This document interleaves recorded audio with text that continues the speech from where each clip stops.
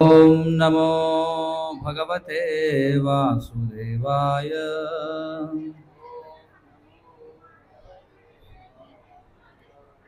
ओम नमो भगवते वासुदेवाय।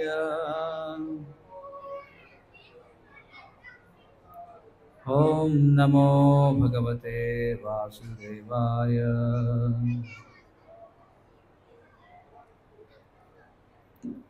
नमः ओम विष्णुपादाय कृष्णप्रेष्ठाय भूतले श्रीमते भक्ति विकास स्वामी नमः। नमः ओम विष्णुपादाय कृष्णप्रेष्ठाय भूतले श्रीमते भक्ति वेदांत स्वामी नमः। नमस्ते सारस्वते देवे गौरवाणी प्रचारिणे निर्विशेष शून्यवादी पाश्चात्य देशतारिणे। जय श्री कृष्ण चैतन्य प्रभु नित्यानंद श्री अद्वैत गदाधर श्रीवासादि गौर भक्तवृंद। अंदरो చెప్పండి గట్టిగా హరే కృష్ణ హరే కృష్ణ కృష్ణ కృష్ణ హరే హరే హరే రామ హరే రామ రామ రామ హరే హరే హరే కృష్ణ కృష్ణ కృష్ణ హరే హరే హరే రామ హరే రామ రామ రామ హరే హరే. మనం ఉదయం చర్చించుకుంటూ ఉన్నాం అసలు ఎందుకోసం మనం ఈ శ్రీకృష్ణ జన్మాష్టమి మహోత్సవాన్ని జరుపుకోవాలి అని చెప్పి.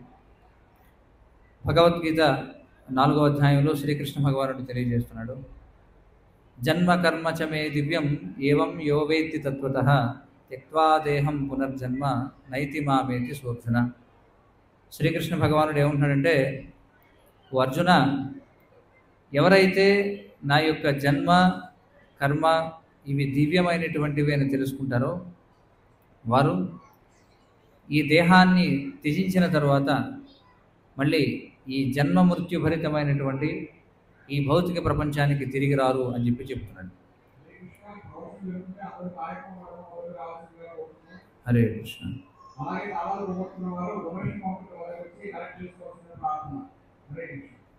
భగవద్గీతలో శ్రీకృష్ణ భగవానుడు బోధించేటువంటి మొట్టమొదటి విషయం ఏమిటంటే, మనం ఈ శరీరం కాదు, మనం ఆత్మ అని చెప్పి.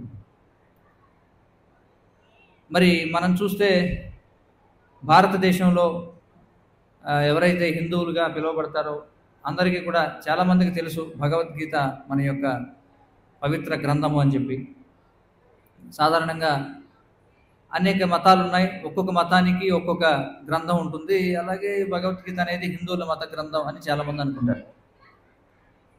కానీ వాస్తవానికి భగవద్గీతకు ఇతర మత గ్రంథాలకు చాలా వ్యత్యాసం ఉందన్నమాట.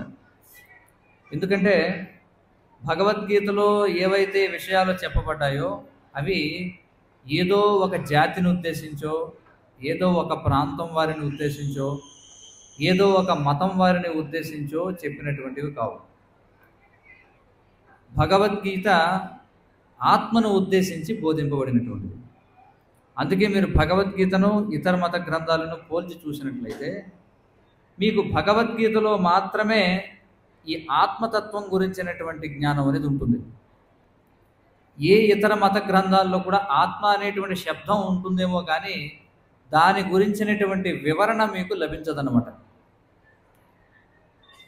కాబట్టి భగవద్గీత ఇది నేరుగా భగవంతుడు ఇచ్చినటువంటిది. భగవద్గీత అని చెప్పన్నాం. భగవత్ అంటే ఎవరు? భగవంతుని చేత, గీత అంటే చెప్పబడినది అని అర్థం. మరి భగవంతుడు ఎవరు అనేది అర్థం చేసుకోవాలంటే ముందు అసలు మనం ఎవరో అర్థం చేసుకోవాలి. మనం ఈ శరీరం కాదు. ఇది చాలామందికి, ఎందుకంటే చాలామంది అనేక రకాల దేవాలయాలకు పెడుతుంటారు, తీర్థయాత్రలు చేసుకుంటారు, లేకపోతే రకరకాల పూజలు చేస్తూ ఉంటారు, కొంతమంది దాన ధర్మాలు చేస్తుంటారు, కొంతమంది యజ్ఞాలు చేస్తుంటారు, కొంతమంది ప్రాణాయామం చేస్తుంటారు, యోగా చేస్తుంటారు, కొంతమంది ధ్యానం చేస్తూ ఉంటారు, కొంతమంది ఉపవాసాలు చేస్తుంటారు, కొంతమంది సత్రాలు లేకపోతే ఇలాంటివి కొన్ని కట్టిస్తూ ఉంటారు. ఇలా శాస్త్రాల్లో చెప్పబడినటువంటి అనేకమైనటువంటి యజ్ఞాలు చేసేవాళ్ళు చాలామంది ఉన్నారు. కానీ దురదృష్టవశాత్తు మనం అనుకుందాం 1,00,000 రూపాయలు పెట్టి మనం ఏదో గొప్ప పూజా వ్రతం ఏదో చేసామని, లేకపోతే మనం ఏదో 1,00,00,000 రూపాయలు దానం చేశాం, లేకపోతే ఎక్కడో దేవాలయాన్ని మనం కట్టించాం, లేకపోతే మనం గొప్పగా ధ్యానం చేస్తాం అనుకుందాం. కానీ ఒకవేళ ఇవన్నీ చేస్తున్నప్పటికీ మనం ఈ శరీరం కాదు ఆత్మ అనే విషయం తెలుసుకోకపోతే మనం చేసినటువంటి కార్యాలన్నీ వ్యర్థం. ఇది అర్థం చేసుకోవాలి. వ్యర్థం అంటే అదేమిటండి, పూర్తిగా వ్యర్థం అవుతాయా అవన్నీ? అంటే తెలియకుండా చేసినటువంటి దాన ధర్మాలు వ్యర్థం అవుతాయా అంటే ఏ విధంగా వ్యర్థం అవుతాయి, ఏ విధంగా వ్యర్థం కావాలని చెప్తాను. తెలియకుండా చేసినటువంటి దాన ధర్మాల వల్ల మళ్ళీ మనకి ఇదే భౌతిక ప్రపంచంలో ఉన్నతమైనటువంటి మానవ జన్మ లభించవచ్చు, లేదా ఉన్నతమైనటువంటి జన్మ లభించవచ్చు. కానీ అప్పుడు కూడా మళ్ళీ మనం అజ్ఞానంలోనే ఉంటాం. మళ్ళీ కూడా అప్పుడు కూడా నేను ఈ శరీరాన్ని అనుకుంటాం. ఉన్నత లోకాలకు వెళ్ళినా కూడా నేను ఈ శరీరాన్ని అనేటువంటి భావనలో ఉండిపోతాం. అందుకే శ్రీకృష్ణ భగవానుడు చాలా స్పష్టంగా 3వ అధ్యాయంలో ఏం తెలియజేస్తున్నాడంటే, మనం ఏ కార్యం చేసినా, ఎందుకంటే మన భారతదేశంలో ఆధ్యాత్మికత అనేటప్పటికీ అంటే ఇతర మత విధానాల్లో వాళ్ళకి ఏవో కొన్ని నిర్దిష్టమైనటువంటి విధానాలు ఏవో ఉండవచ్చు. కానీ ఎప్పుడైతే మనం భారతీయమైనటువంటి వైదిక సంస్కృతిలోకి వచ్చేటప్పటికి ఆధ్యాత్మిక కార్యాలంటే అనేకం ఉంటాయి. శాస్త్రాల్లో కూడా చెప్పబడింది, కృతేయ ధ్యాయతో విష్ణు త్రేతాయాం నిజతో మకై ద్వాపరో పరిచర్యాయాం కలౌ తద్ధరి కీర్తనాత్ అని చెప్పి. ద్వాపర అంటే కృతయుగంలో ధ్యానం చేయడం ద్వారా, త్రేతాయుగంలో యజ్ఞయాగాదులు చేయడం ద్వారా, ద్వాపరయుగంలో విగ్రహారాధన చేయడం ద్వారా ఏదైతే ఫలితం వస్తుందో కలియుగంలో హరినామ సంకీర్తన ద్వారా వస్తుంది అని చెప్పబడింది. కాబట్టి వైదిక జీవన విధానంలో అనేకమైనటువంటి ప్రక్రియలు ఉన్నాయి. దేనికోసం అంటే పుణ్యాన్ని సాధించడం కోసం అనేకమైనటువంటి విధానాలు ఉన్నాయి. కానీ ఇక్కడ వచ్చిన చిక్కు ఏమిటంటే, మనం ఈ విధంగా పుణ్యకార్యాలు చేస్తాం, చేసినా కూడా మనం ఈ శరీరం కాదు ఆత్మ, అసలు ఈ ఆత్మ భగవంతుని యొక్క అంశ. భగవంతుడంటే ఎవరు? భగవంతుడంటే శ్రీకృష్ణుడు. ఆయనకి శరణాగతి పొందడమే, ఆయనకి సేవ చేయడమే మన జీవితం యొక్క పరమ ధర్మం అనేటువంటి విషయాన్ని తెలియకుండా ఈ కార్యాలన్నీ చేస్తే దాని వలన రావాల్సినటువంటి అసలైన ప్రయోజనం రాదన్నమాట. చూడండి, ఇప్పుడు ఈరోజు మనకి శ్రీకృష్ణ జన్మాష్టమి కేవలం భారతదేశంలో మాత్రమే కాదు, ఇస్కాన్ సంస్థాపకాచార్యులు భక్తి వేదాంత స్వామి శ్రీల ప్రభుపాదుల వారి దయ వల్ల ప్రపంచవ్యాప్తంగా మరి కోట్లాది మంది వెళ్ళి ఈ యొక్క కృష్ణ జన్మాష్టమి కార్యక్రమాల్లో పాల్గొంటూ ఉంటారు. మరి ఇక్కడికి వచ్చేటువంటి ప్రతి ఒక్కరూ కూడా ఎంతమంది ఆత్మజ్ఞానాన్ని కలిగి వస్తున్నారు అంటే అది సందేహాస్పదం. అందుకే ఈ ఉత్సవాలు ఇవన్నీ కూడా, కృష్ణుడు కూడా స్వయంగా అవతరించేది దేనికోసం? కృష్ణుడు అనేక రకమైనటువంటి అవతారాల్లో ఆయన మత్స్య కూర్మ వరాహ వామన పరశురామ నృసింహ రామ బలరామ బుద్ధ అనేటువంటి కల్కి అనేటువంటి అనేకమైనటువంటి అవతారాల్లో ఆయన వస్తూ ఉన్నాడు. ఎందుకోసం వస్తున్నాడు అసలు? ఆయన వచ్చినటువంటి ప్రతి సందర్భాన్ని మనం ఒక ఉత్సవంగా జరుపుకుంటున్నాం. శ్రీరామచంద్రుడు జన్మించినప్పుడు రామనవమి చేసుకుంటున్నాం, నరసింహస్వామి వచ్చినప్పుడు నృసింహ చతుర్దశి చేసుకుంటున్నాం, వామనుడు అవతరించినప్పుడు వామన ద్వాదశి చేసుకుంటున్నాం, లేదా వరాహ ద్వాదశి చేసుకుంటున్నాం, శ్రీకృష్ణ జన్మాష్టమి చేసుకుంటున్నాం. అలాగే బుద్ధ పూర్ణిమ అంటారు, బుద్ధుడు అవతరించిన పూర్ణిమ, అది కూడా చేసుకునే వాళ్ళు ఉన్నారు. ఇవన్నీ కూడా మనం చేస్తున్నాం. కానీ ఇవన్నీ ఎందుకు చేయాలి అది మనం తెలుసుకోవాలి. కాబట్టి ఈ ఉత్సవం యొక్క ఉద్దేశం ఏమిటి? అసలు భగవంతుడు ఎందుకు అవతరిస్తున్నాడు అంటే, ముందు మనం తెలుసుకోవాల్సిన విషయం, మనం ఈ శరీరం కాదు, మనం ఆత్మ. ఈ శరీరం అనేది 5 పంచభూతాలతో 3 సూక్ష్మ పదార్థాలతో తయారవుతుంది. నేను మిమ్మల్ని చూస్తున్నాను, మీరు నన్ను చూస్తున్నారు. ఈ శరీరం ఏదైతే ఉందో ఇది భూమి, నీరు, అగ్ని, వాయువు, ఆకాశం అనేటువంటి పంచభూతాలతో తయారైంది. ఏ విధంగా అయితే మనకి బహిర్వస్త్రం, బయటికి కనిపించే వస్త్రం ఒకటి ఉంటుంది, లోపల మరొక లోదుస్తులు ఉంటాయి, అలాగే మన ఆత్మకి కూడా బయటికి కనిపించేటువంటి వస్త్రమే ఈ శరీరం. ఇది పంచభూతాలతో తయారైంది. దీనికి లోపల మరొక శరీరం ఉంది, దాన్ని సూక్ష్మ శరీరము అంటారు. ఏ విధంగా అయితే లోదుస్తులు బయటకు కనిపించవు, అలాగే సూక్ష్మ శరీరం బయటకు కనిపించదు. సూక్ష్మ శరీరం 3 పదార్థాలతో తయారవుతుంది. ఏమిటవి? మనసు, బుద్ధి, అహంకారం అనేటువంటి 3 పదార్థాలతో మన సూక్ష్మ శరీరం తయారవుతుంది. అది కూడా భౌతికమైందే, సూక్ష్మమైంది అయినప్పటికీ కూడా. కాబట్టి మనం ఈ 2 శరీరాల లోపల ఉన్నాం. మనం ఆత్మ, కానీ స్థూల సూక్ష్మదేహాల చేత ఆవరించబడి ఉన్నాం. ఇది ముందు మనం అర్థం చేసుకోవాలి. కాబట్టి ఇప్పుడు మనకి ఏదైతే ఇప్పుడు మనం జీవించి ఉన్నామో ఇదే మన ఏకైక జీవితం కాదు, తెలుసుకోండి.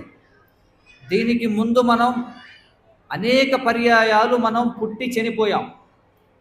ఒకవేళ ఈ జన్మను మనం చక్కగా సద్వినియోగపరచుకోకపోతే మళ్ళీ పుట్టాల్సి ఉంటుంది. మరి ఆ పుట్టడం అనేది ఏమి ఆనందదాయకమైనటువంటి కార్యం కాదు. ఉదయం నేను అదే చర్చిస్తూ ఉన్నాను. మనిషి పుట్టడం అనేది చాలా వేదనతో కూడుకున్నటువంటి కార్యక్రమం.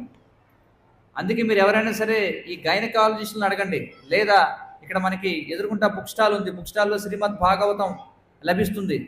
ఆ శ్రీమద్ భాగవతం 3వ స్కందంలో మీరు చదివితే కపిల భగవానుడు తన తల్లి అయినటువంటి దేవహూతికి వివరిస్తాడు. అసలు ఈ జీవుల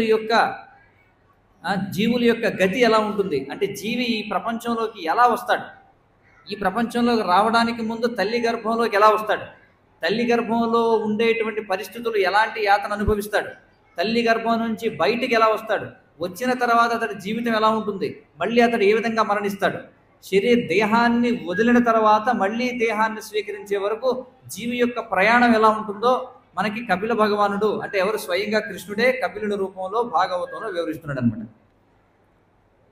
అర్థమవుతుంది కదా.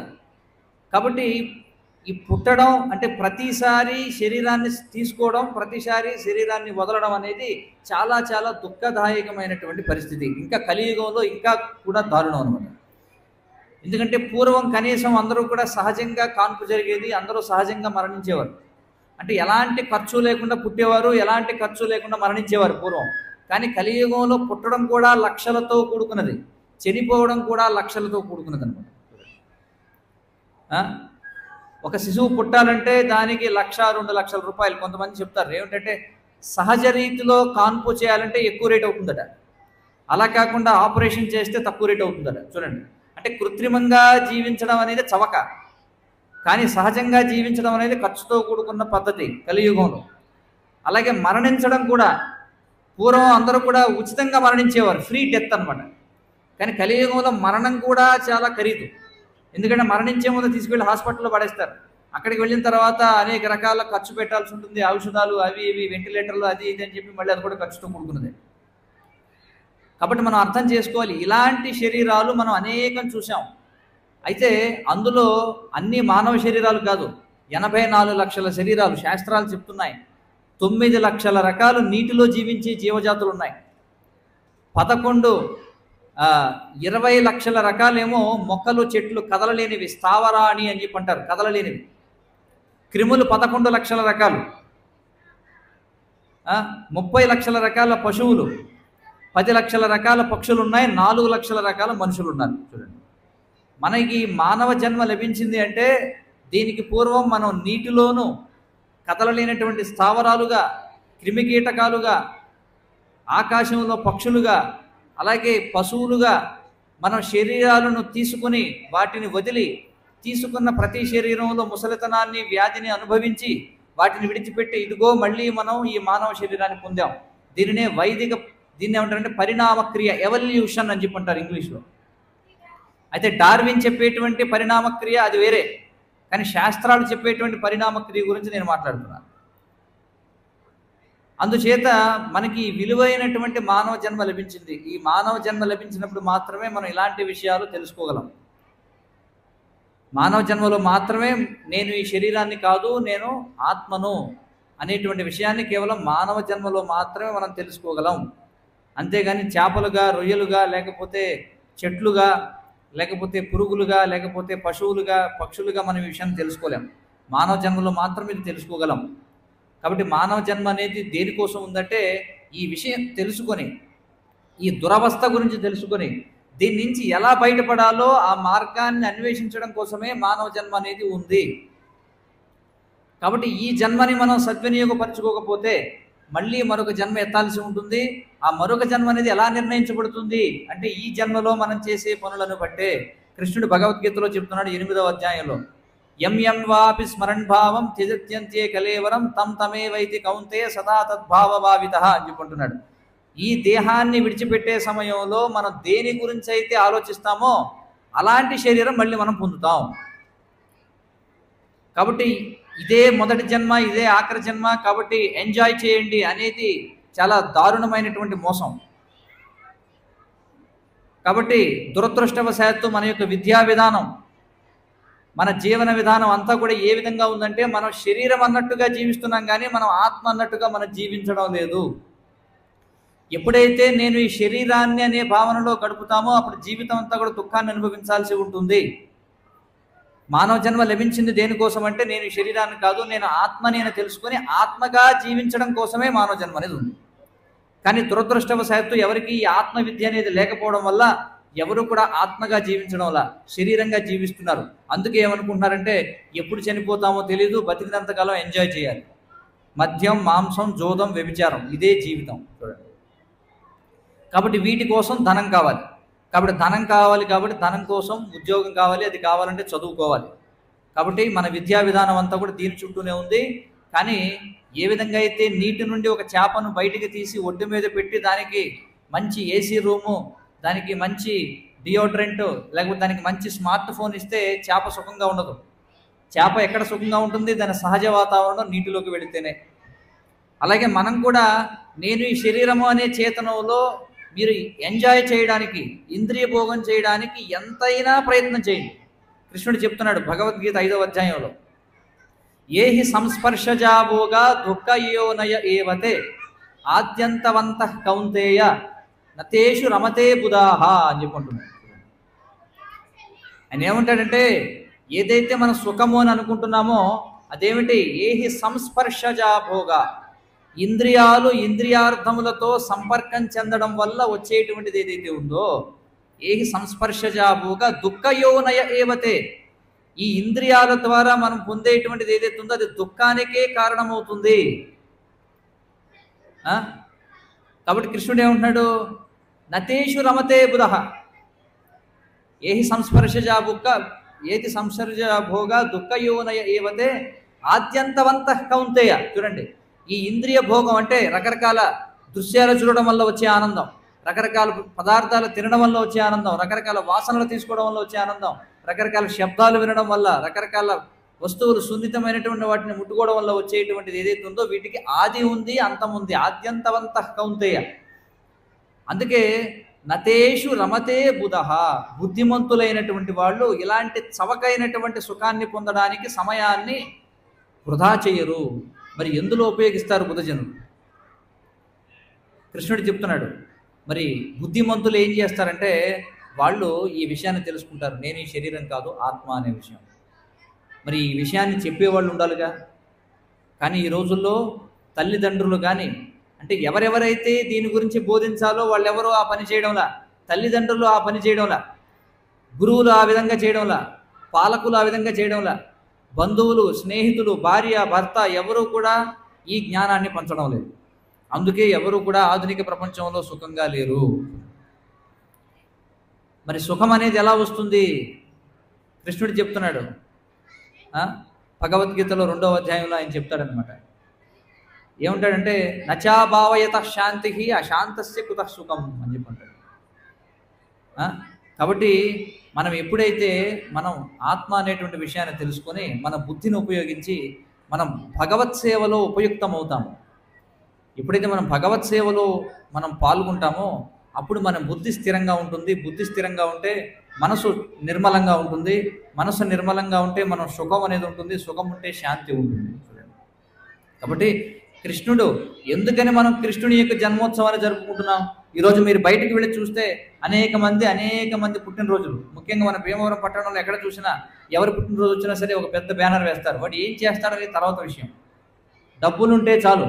కలియుగంలో ధనమే అన్నిటికీ కూడా కొలమానం అన్నమాట. కాబట్టి ఎవరి దగ్గర ధనం ఉంటే వాళ్ళు పెద్ద పెద్ద బ్యానర్లు కడుతూ ఉంటారు. దురదృష్టవశాత్తు భారతదేశంలో మీరు చూడండి, సినిమా యాక్టర్లకి బ్యానర్లు కడతారు, రాజకీయ నాయకులకి బ్యానర్లు కడతారు, లేకపోతే ఊరికే ఎవరన్నా కొంచెం ఉచితంగా మందు పోయిస్తే వాడికి బ్యానర్ కడతారు. ఇలాంటి వాళ్ళందరికీ బ్యానర్ కడతారు. కానీ భగవంతుడికి మీరు ఎక్కడైనా చూడండి, ఈరోజు జన్మాష్టమి వచ్చింది, మేము లేదా కొద్దిమంది తప్ప ఎవరైనా పట్టణంలో ఇదిగో శ్రీకృష్ణ భగవానుడు జన్మించాడు, మరి ఆయన పుట్టినరోజు సందర్భంగా కొన్ని వాళ్ళ ఫోటో వేసుకుంటే వేసుకున్నారు, ఇబ్బంది ఏం లేదు.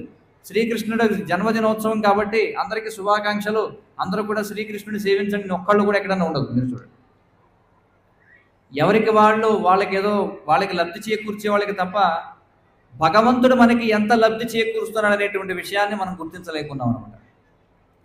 ఎందుకని మనం కృష్ణుడి యొక్క జన్మదినోత్సవాన్ని జరుపుకోవాలి అంటే చూడండి, ఇందాక మనం చెప్పుకున్నాం మన శరీరం అనేది 8 రకాల పదార్థాలతో తయారైందని. కృష్ణుడు 7వ అధ్యాయంలో చెప్తున్నాడు, 3వ శ్లోకంలో ఏమిటంటే భూమిరాపో నలో వాయు కమ్మనో బుద్ధిరేవచ అహంకార ఇతీయమ్మే భిన్న ప్రకృతి రష్టదా అని చెప్పంటాడు. భూమి, నీరు, అగ్ని, వాయువు, ఆకాశం, మనసు, బుద్ధి, అహంకారం అనేటువంటి 8 పదార్థాలు కూడా నా యొక్క ప్రకృతి అని చెప్పుకుంటున్నాడు. నా యొక్క ప్రకృతి. కృష్ణుడు ఏమంటున్నాడంటే ఇది నా శక్తి. మీరు ఒకసారి ఆలోచించండి, మనం వచ్చేటప్పుడు మనం ఏమన్నా సూట్ కేసుతో ఈ 8 రకాల పదార్థాలు మోసుకొచ్చామా? మనం చెప్పండి, ఈ 8 పదార్థాలు మనం తీసుకొచ్చామా? వెళ్ళేటప్పుడు తీసుకువెళ్తామా? చెప్పండి, ఏమంటారు? అందుకే చూడండి, ఎవరైనా చనిపోతే ఏం చేస్తారంటే ఆ చనిపోయినప్పుడు ఆ చనిపోయిన వారి వస్త్రం నుంచి ఒక నూలుపోగు తీసిస్తారనమాట. ఇస్తారా లేదా? నూలుపోగు తీసిస్తారు. అది ఊరికేదో క్రతువులాగా చేస్తుంటారు. దాని ఉద్దేశం అంటే ఇదిగో నూలుపోగు కూడా నేను పట్టుకెళ్లకుండా వెళ్ళిపోతున్నాను నేను అని చెప్పడం కోసం. చూడండి, అంతేగాని నూలుపోగు ఇవ్వండి, నూలు ఇవ్వండి, దేనికోసం తెలియదు మనకి. కాబట్టి మనం వచ్చేటప్పుడు మన దేహం తయారు చేయడానికి కావలసిన పదార్థాలు మనం తీసుకురాలేదు, వెళ్ళిపోయేటప్పుడు ఈ పదార్థాలని మనం తీసుకువెళ్ళాం. వచ్చేటప్పుడు భోసిమలతోనే వస్తాం, వెళ్ళేటప్పుడు కూడా అలాగే వెళ్ళిపోతాం. మరి ఇవన్నీ ఎవరు ఏర్పాటు చేశారు మన కోసం?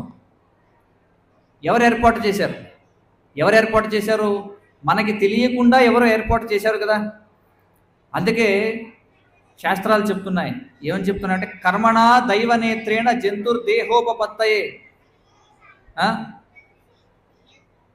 కర్మణా దైవనేత్రేణ. చూడండి, అంటే భగవంతుడు మన పూర్వజన్మలో మనం చేసినటువంటి కార్యకలాపాలన్నీ కూడా ఆయన సాక్షిగా ఉన్నాడు కాబట్టి ఆయన ఏం చేస్తారంటే ఆయన విట్నెస్గా ఉంటాడు. దైవనేత్రేణ ఆయన మనకి తర్వాత ఎలాంటి శరీరం స్వీకరించాలో ఆయన నిర్ణయిస్తాడు. మనం ఏవైతే శరీరాల్లో ఉన్నామో ఇవన్నీ కూడా మనకేమన్నా చూస్ ద ఫాలోయింగ్. ఇప్పుడు మీరు ఎలాంటి శరీరాన్ని కోరుకుంటున్నారు, మీరు ఎన్నుకోండి అని మీకు ఎవరికన్నా ఎన్నిక ఉందా? చెప్పండి. మనలో ఎవరికి కూడా ఎన్నిక లేదు. మనం కళ్ళు తెరిచి చూసేటప్పటికి మనం మనిషో తెలియదు, మనం పందో తెలియదు, కుక్కో తెలియదు. చూడండి, మన ప్రమేయం లేకుండానే, మనకి ఎలాంటి ఎన్నిక లేకుండానే మనకి ఒక శరీరం అనేది బలవంతంగా ఇవ్వబడుతుంది. అంతేగాని మనం సెలెక్ట్ చేసుకోవడానికి లేదు. అలాగే తర్వాత జన్మను నేను సెలెక్ట్ చేసుకుంటానంటే కుదరదనమాట. అది మన చేతిలో లేదు. అది మన చేతిలో ఉంటుంది. ఎలాగంటే మనం చేసే పనుల బట్టి మన తర్వాత జన్మ ఆధారపడి ఉంటుంది. అదవుతుంది కదా. మరి ఇది ఎవరో ఒకళ్ళు ఏర్పాటు చేశారు. ఎవరు ఏర్పాటు చేశారు? తల్లిదండ్రులు తయారు చేశారా మన శరీరాన్ని? తల్లిదండ్రులు కూడా తయారు చేయలేదు. మరి ఇది ఎవరు ఏర్పాటు చేశారు? ఇది భగవంతుడు ఏర్పాటు చేశాడు. అందుకే మానవ జన్మ అనేది, నాగరిక జన్మ అనేది శాస్త్రాలు చెప్తున్నాయి ఎప్పుడు మొదలవుతుందంటేనట, ఎప్పుడైతే మనం స్వతంత్రులం కాదు, మనల్ని నియంత్రించేటువంటి ఒక ఉన్నతమైన శక్తి ఉంది అని అర్థం చేసుకుంటాడో అక్కడ నుండి మానవ జన్మ మొదలవుతుందట. కానీ ఈ ఆధునిక విద్యా విధానం వల్ల అందరూ ఏమనుకుంటున్నారంటే అంతా కూడా నా నియంత్రణలోనే ఉన్నట్టుగా జీవిస్తారు జనం అందరూ. చూడండి, మనకి ఆకలి వేయాలంటే కృష్ణుడు చెప్తున్నాడు భగవద్గీతలో ఏమంటాడంటే అహం వైశ్వానరో భూత్వా ప్రాణినాం దేహమాశ్రిత ప్రాణాపాన సమాయుక్తం పచామ్యన్నం చతుర్విధం అని చెప్పుకుంటున్నాడు. చూడండి, ఆయన ఏమంటున్నాడంటే మనం చాలా అనుకుంటాం, ఈరోజు మంచి ఫీస్ట్ ఎంజాయ్ చేశాను, నేను ఎక్కడికో పెళ్ళికి వెళ్ళాను లేదా హోటల్కి వెళ్ళాను, బాగా ఎంజాయ్ చేశాను, బాగా తినగలిగాను.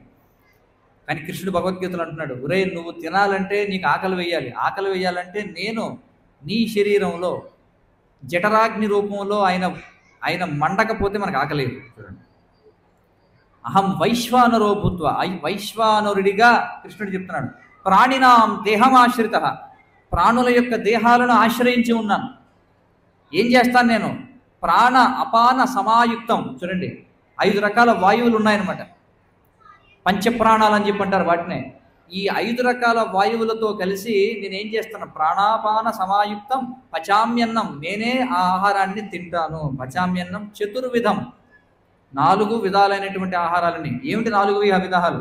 నమిలేవి, తాగేవి, నాకేవి, మింగేవి, ఇలాంటివి 5 రకాలు ఉన్నాయన్నమాట. 4 రకాల ఆహార పదార్థాలు ఉన్నాయి. వాటిని నేనే జఠరాగ్ని రూపంలో నీకు ఆకలి కలిగించి నువ్వు తిన్న తర్వాత వాటిని అరిగిస్తాను అని చెప్పుకుంటున్నాను. అంటే భగవంతుని యొక్క దయ లేకపోతే మనకి ఆకలి వేదు, మనం తినలేము, తినది అరగను కూడా కాదు. అర్థమవుతుంది కదా? సరే, మనం తినేటువంటి ఆహారం ఎక్కడి నుంచి వస్తుంది? కృష్ణుడు చెప్తున్నాడు మళ్ళీ భగవద్గీతలో. ఏమని చెప్తున్నాడు ఆయన భగవద్గీతలో అంటే, యజ్ఞాద్భవతి పర్జన్య, చూడండి, అన్నాద్భవంతి భూతాని. ఇప్పుడే మనం చెప్పుకున్నాం, ఆకలి వేయాలంటే కృష్ణుడు లోపల ఉదరంలో జఠరాగ్ని రూపంలో ఉండాలని. సరే, ఆహారం లభించాలి కదండి. ఆహారం ఎక్కడి నుంచి వస్తుంది అది కూడా చూద్దాం. ఆయన ఏమన్నాడు, అన్నాద్భవంతి భూతాని, సకల జీవులు అన్నంపై ఆధారపడి జీవిస్తున్నాయి. పర్జన్యాదన్న సంభవ, అన్నం అనేది ఎలా లభిస్తుంది? పర్జన్య, వర్షం కురిస్తే అన్నం. మీరు వెనకాల తల తిప్పి చూస్తే వెనకాలన్నీ పొలాలు, పచ్చని పొలాలు చూడండి. అవన్నిటికీ నీరు ఎక్కడి నుంచి వస్తుంది? ఇప్పుడు అడిగితే కాలువ నుంచి వస్తుందండి అంటారు. సరే, ఆ కాలువ ఎక్కడి నుంచి వస్తుందండి? గోదావరి నుంచి వస్తుందండి. గోదావరిలోకి నీళ్ళు ఎక్కడి నుంచి వస్తున్నాయండి? పర్వతాల్లోంచి, వాటి నుంచి ప్రవహించేటువంటి పిల్ల కాలువలన్నీ కలిసి గోదావరి ఏర్పడుతుంది. ఆ పర్వతాల మీద నీళ్ళు ఎక్కడి నుంచి వస్తున్నాయి? వర్షం పడడం వల్ల. కాబట్టి అన్నాద్భవంతి భూతాని, సకల జీవులు అన్నం వల్లనే బతుకుతున్నాయి. అన్నం వర్షం వల్ల వస్తుంది. యజ్ఞాద్భవతి పర్జన్యో, మరి వర్షాలు ఎందుకు కురుస్తున్నాయి? యజ్ఞం చేయడం ద్వారా. చూడండి, యజ్ఞం అంటే ఏమిటి? యజ్ఞం అంటే భగవంతుని ప్రీతి కోసం చేయబడేదే యజ్ఞము. యజ్ఞం అంటే చాలామంది ఏమనుకుంటారంటే, పలానా చోటని యజ్ఞం చేస్తున్నారండి. ఏమిటి యజ్ఞం అంటే ఏమిటి అంటే అందరూ ఏమనుకుంటారంటే, ఒక పెద్ద గుండంలో స్వాహ అంటూ పెద్ద ఎత్తున నేతిని పోస్తూ పురోహితులందరూ కూడా మంత్రాలు చదువుతూ పైకి మొత్తం పొగ చూరిపోయేలాగా ఏదైతే చేస్తారో అదే యజ్ఞం అనుకుంటారు అందరూ. యజ్ఞము అంటే అసలు అర్థం ఏంటంటే, యజ్ఞో వై విష్ణువు అంటే విష్ణువుని సంతృప్తిపరిచే కార్యాన్ని యజ్ఞము అని అంటారు. మరి విష్ణువుని సంతృప్తిపరిచే, ఒక వ్యక్తిని సంతృప్తిపరిచేది ఒకే పని కాదు, అనేక రకాలుగా వ్యక్తిని సంతృప్తిపరచవచ్చు. అవునా కదా? ఇప్పుడు మీరు నేను ఉన్నాం, మీకు ఏం సంతృప్తినిస్తుంది అంటే ఒక్కటే కాదు కదా, అనేక రకాలుగా నేను సంతృప్తి చెందుతాను. అలాగే భగవంతుడు కూడా అనేక రకాలుగా సంతృప్తి చెందుతాడు. అందులో అగ్ని రూపంలో ఉన్నటువంటి అగ్ని ద్వారా భగవంతునికి నేతిని అర్పిస్తూ ఇవ్వడం అనేది ఒక ప్రక్రియ, అదే యజ్ఞం కాదు. అనేక రకాలుగా చేయొచ్చు. ధ్యానం చేసినా అది యజ్ఞమే. ఎవరి మీద? భగవంతుడి మీద ధ్యానం చేయాలి. ఎలా ధ్యానం చేయాలి అది కూడా భాగవతంలో చెప్పబడింది. కానీ ఆ ధ్యానం కలియుగంలో ఎవరో చేయలేరు. అలాగే భగవంతునికి అక్కడ చూడండి, శ్రీ విగ్రహాలు పక్కన మనం చూస్తున్నాం. అక్కడ రాధాకృష్ణుల యొక్క దివ్యమంగళ విగ్రహాలు ఉన్నాయి. వాటిని సేవించడం అది కూడా యజ్ఞమే. మీకు ఎవరైనా మీ దగ్గరికి వచ్చి ఒక పండు ఇచ్చారనుకోండి, తీసుకోండి అని చెప్పి, మీకు ఆనందం కలుగుతుందా లేదా? కలుగుతుంది కదా. అలాగే భగవంతుడు కూడా మరి 9వ అధ్యాయంలో కృష్ణుడు చెప్తున్నాడు, పత్రం పుష్పం ఫలం తోయం యోమే భక్త్యా ప్రయచ్చతి తదహం భక్త్యుపహృతం అశ్నామి ప్రయతాత్మనః. కృష్ణుడు ఏమంటున్నాడు? ఎవరైనా భక్తితో ఒక పత్రాన్ని కానీ, పుష్పాన్ని కానీ, ఫలాన్ని కానీ, నీటిని కానీ భక్తితో నాకు సమర్పిస్తే, ఆ విధంగా భక్తితో సమర్పించిన దాన్ని నేను తింటాను, అశ్నామి అంటున్నాడు, తింటాను అని చెప్పి అంటున్నాడు. అంటే మీరు అనవచ్చు, అదేమిటండి తింటాను అంటున్నాడే, ఎలా తింటాడు? మనం కేవలం నోటి ద్వారా మాత్రమే తినగలం. కానీ భగవంతుడి కళ్ళ ద్వారా, ముక్కు ద్వారా, చెవి ద్వారా, చర్మం ద్వారా, కాళ్ళ ద్వారా, చేతుల ద్వారా కూడా తినగలడు. బ్రహ్మదేవుడు చెప్తున్నాడు, భగవంతుని యొక్క దేహానికి మన దేహానికి ఏమిటి తేడా? బ్రహ్మ సంహితలో చెప్పబడింది, అంగానియస్య సకలేంద్రియ వృత్తిమంతి పశ్యంతి పాంతి కలయంతి చిరంజగంతి. చూడండి, అంగానియస్య సకలేంద్రియ వృత్తిమంతి. చూడండి, భగవంతుని యొక్క అవయవాలు ప్రతి ఒక్కటి కూడా ఇతర అవయవాలు చేయగలిగినటువంటి పనులన్నీ కూడా చేయగలవు భగవంతుని యొక్క అవయవాలు. కాబట్టి మనం ఎప్పుడైతే భక్తిభావంతో భగవంతుడి ముందుకి ఒక పత్రాన్ని, పుష్పాన్ని, ఫలాన్ని తీసుకువెళ్ళి ఆయన సమర్పించి, స్వామి దయచేసి ఈ దీనుడైనటువంటి నా నుండి దీన్ని స్వీకరించు అని ప్రార్థనా భావంతో మనం ఇస్తే, మీ యొక్క ప్రార్థనను వినడం ద్వారా ఆయన చెవి ద్వారా తినగలరు. అలాగే మీరు తెచ్చిన పదార్థాన్ని చూడడం ద్వారా తినగలరు. మరి మీరు అనొచ్చు, అంటే తినేస్తే మరి అయిపోతుంది కదా అండి, పళ్ళెం ఖాళీ ఉండాలి కదా. అది మనం తింటే. భగవంతుడు అలా కాదు. భగవంతుడు తిన్నా కూడా అది సంపూర్ణంగా ఉంటుంది. మనం ఎవరికైనా లడ్డు ఇచ్చారు, బాగుంది లడ్డు, తినేసిన తర్వాత అయ్యో లడ్డు అయిపోయింది అనుకుంటాం. కానీ భగవంతుడు లడ్డు తిన్నా మళ్ళీ ఆ లడ్డు అలాగే ఉంటుంది. పైగా దాన్ని మన కోసం ప్రసాదంగా ఇస్తాడు ఆయన. కానీ ఎలా ఇవ్వాలి? భక్తి ద్వారా. భక్తి అంటే ఏమిటి? సేవ. చూడండి, సేవ చేయడం ద్వారా మీరు ఇంట్లో చక్కగా ఒక మొక్క, పూల మొక్క వేసి, గులాబీ మొక్క వేసి, కొంచెం దాన్ని శ్రద్ధ తీసుకుని కలుపు వస్తే దాన్ని పీకి వేసి ఆ మొక్కని పెంచి దాని యొక్క పుష్పాన్ని భగవంతుడికి సమర్పించారనుకోండి, అది భక్తి అంటే. లేకపోతే మీ ఇంట్లో ఒక తులసి మొక్కని చక్కగా పెంచి దానికి రోజు నీళ్లు పోస్తూ కొన్ని దళాలను తెంచి స్వామికి ఇస్తే అది భక్తి. చూడండి, అంటే ఏది చేయని దానికంటే సరే బజార్లో కొనుక్కొచ్చి ఇవ్వడం సరే, కానీ భక్తి అంటే అర్థం ఏమిటంటే సేవ చేసి దాన్ని ఇచ్చినట్లయితే భగవంతుడు స్వీకరిస్తానంటున్నాడు. కాబట్టి ఇక్కడ విషయం ఏమిటంటే కృష్ణుడు చెప్తున్నాడు, యజ్ఞాత్ భవతి పర్జన్యో యజ్ఞకర్మ సముద్భవ. చూడండి, యజ్ఞం చేయడం వల్ల వర్షం అనేది పడుతుంది. మీరు అనొచ్చు, ఏమంటే నేను యజ్ఞం చేయడం లేదు కదా, మరి వర్షం పడుతుంది కదండి అని. మీరు చేయకపోయినా సమాజంలో ఎవరో చేస్తున్నారు. ఎవరో భగవంతుడిని, ఇంకా ఈ భూమిపై భగవంతుడిని సంతృప్తిపరిచేటువంటి కార్యాలు చేసేవాళ్ళు ఉన్నారు కాబట్టే ఇప్పటికీ వర్షాలు అనేవి కురుస్తున్నాయి అన్నమాట. కాబట్టి అన్నీ మనం చేయడం వల్లే మనం అనుభవించడంలా, ఎవరో చేసిన దాన్ని మనం అనుభవిస్తాం. వాస్తవంగా చెప్పాలంటే మనం చేసేదాన్ని మనం అనుభవించాం. మనం చేసేదాన్ని వేరే ఎవరు అనుభవిస్తారు, మనం అనుభవించేది వేరే వాళ్ళు చేసింది.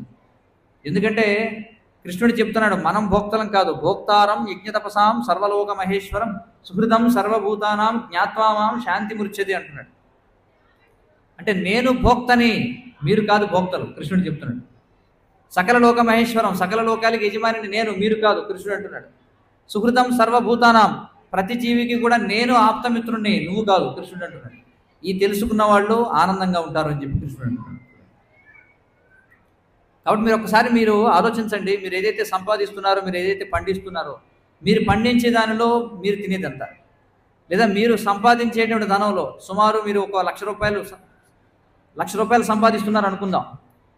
ఆ 1,00,000 రూపాయల్లో నిజంగా మీ నోట్లోకి వెళ్ళేది ఎంత లెక్కేసుకోండి, కావాలంటే ఎనాలిసిస్ చేయండి.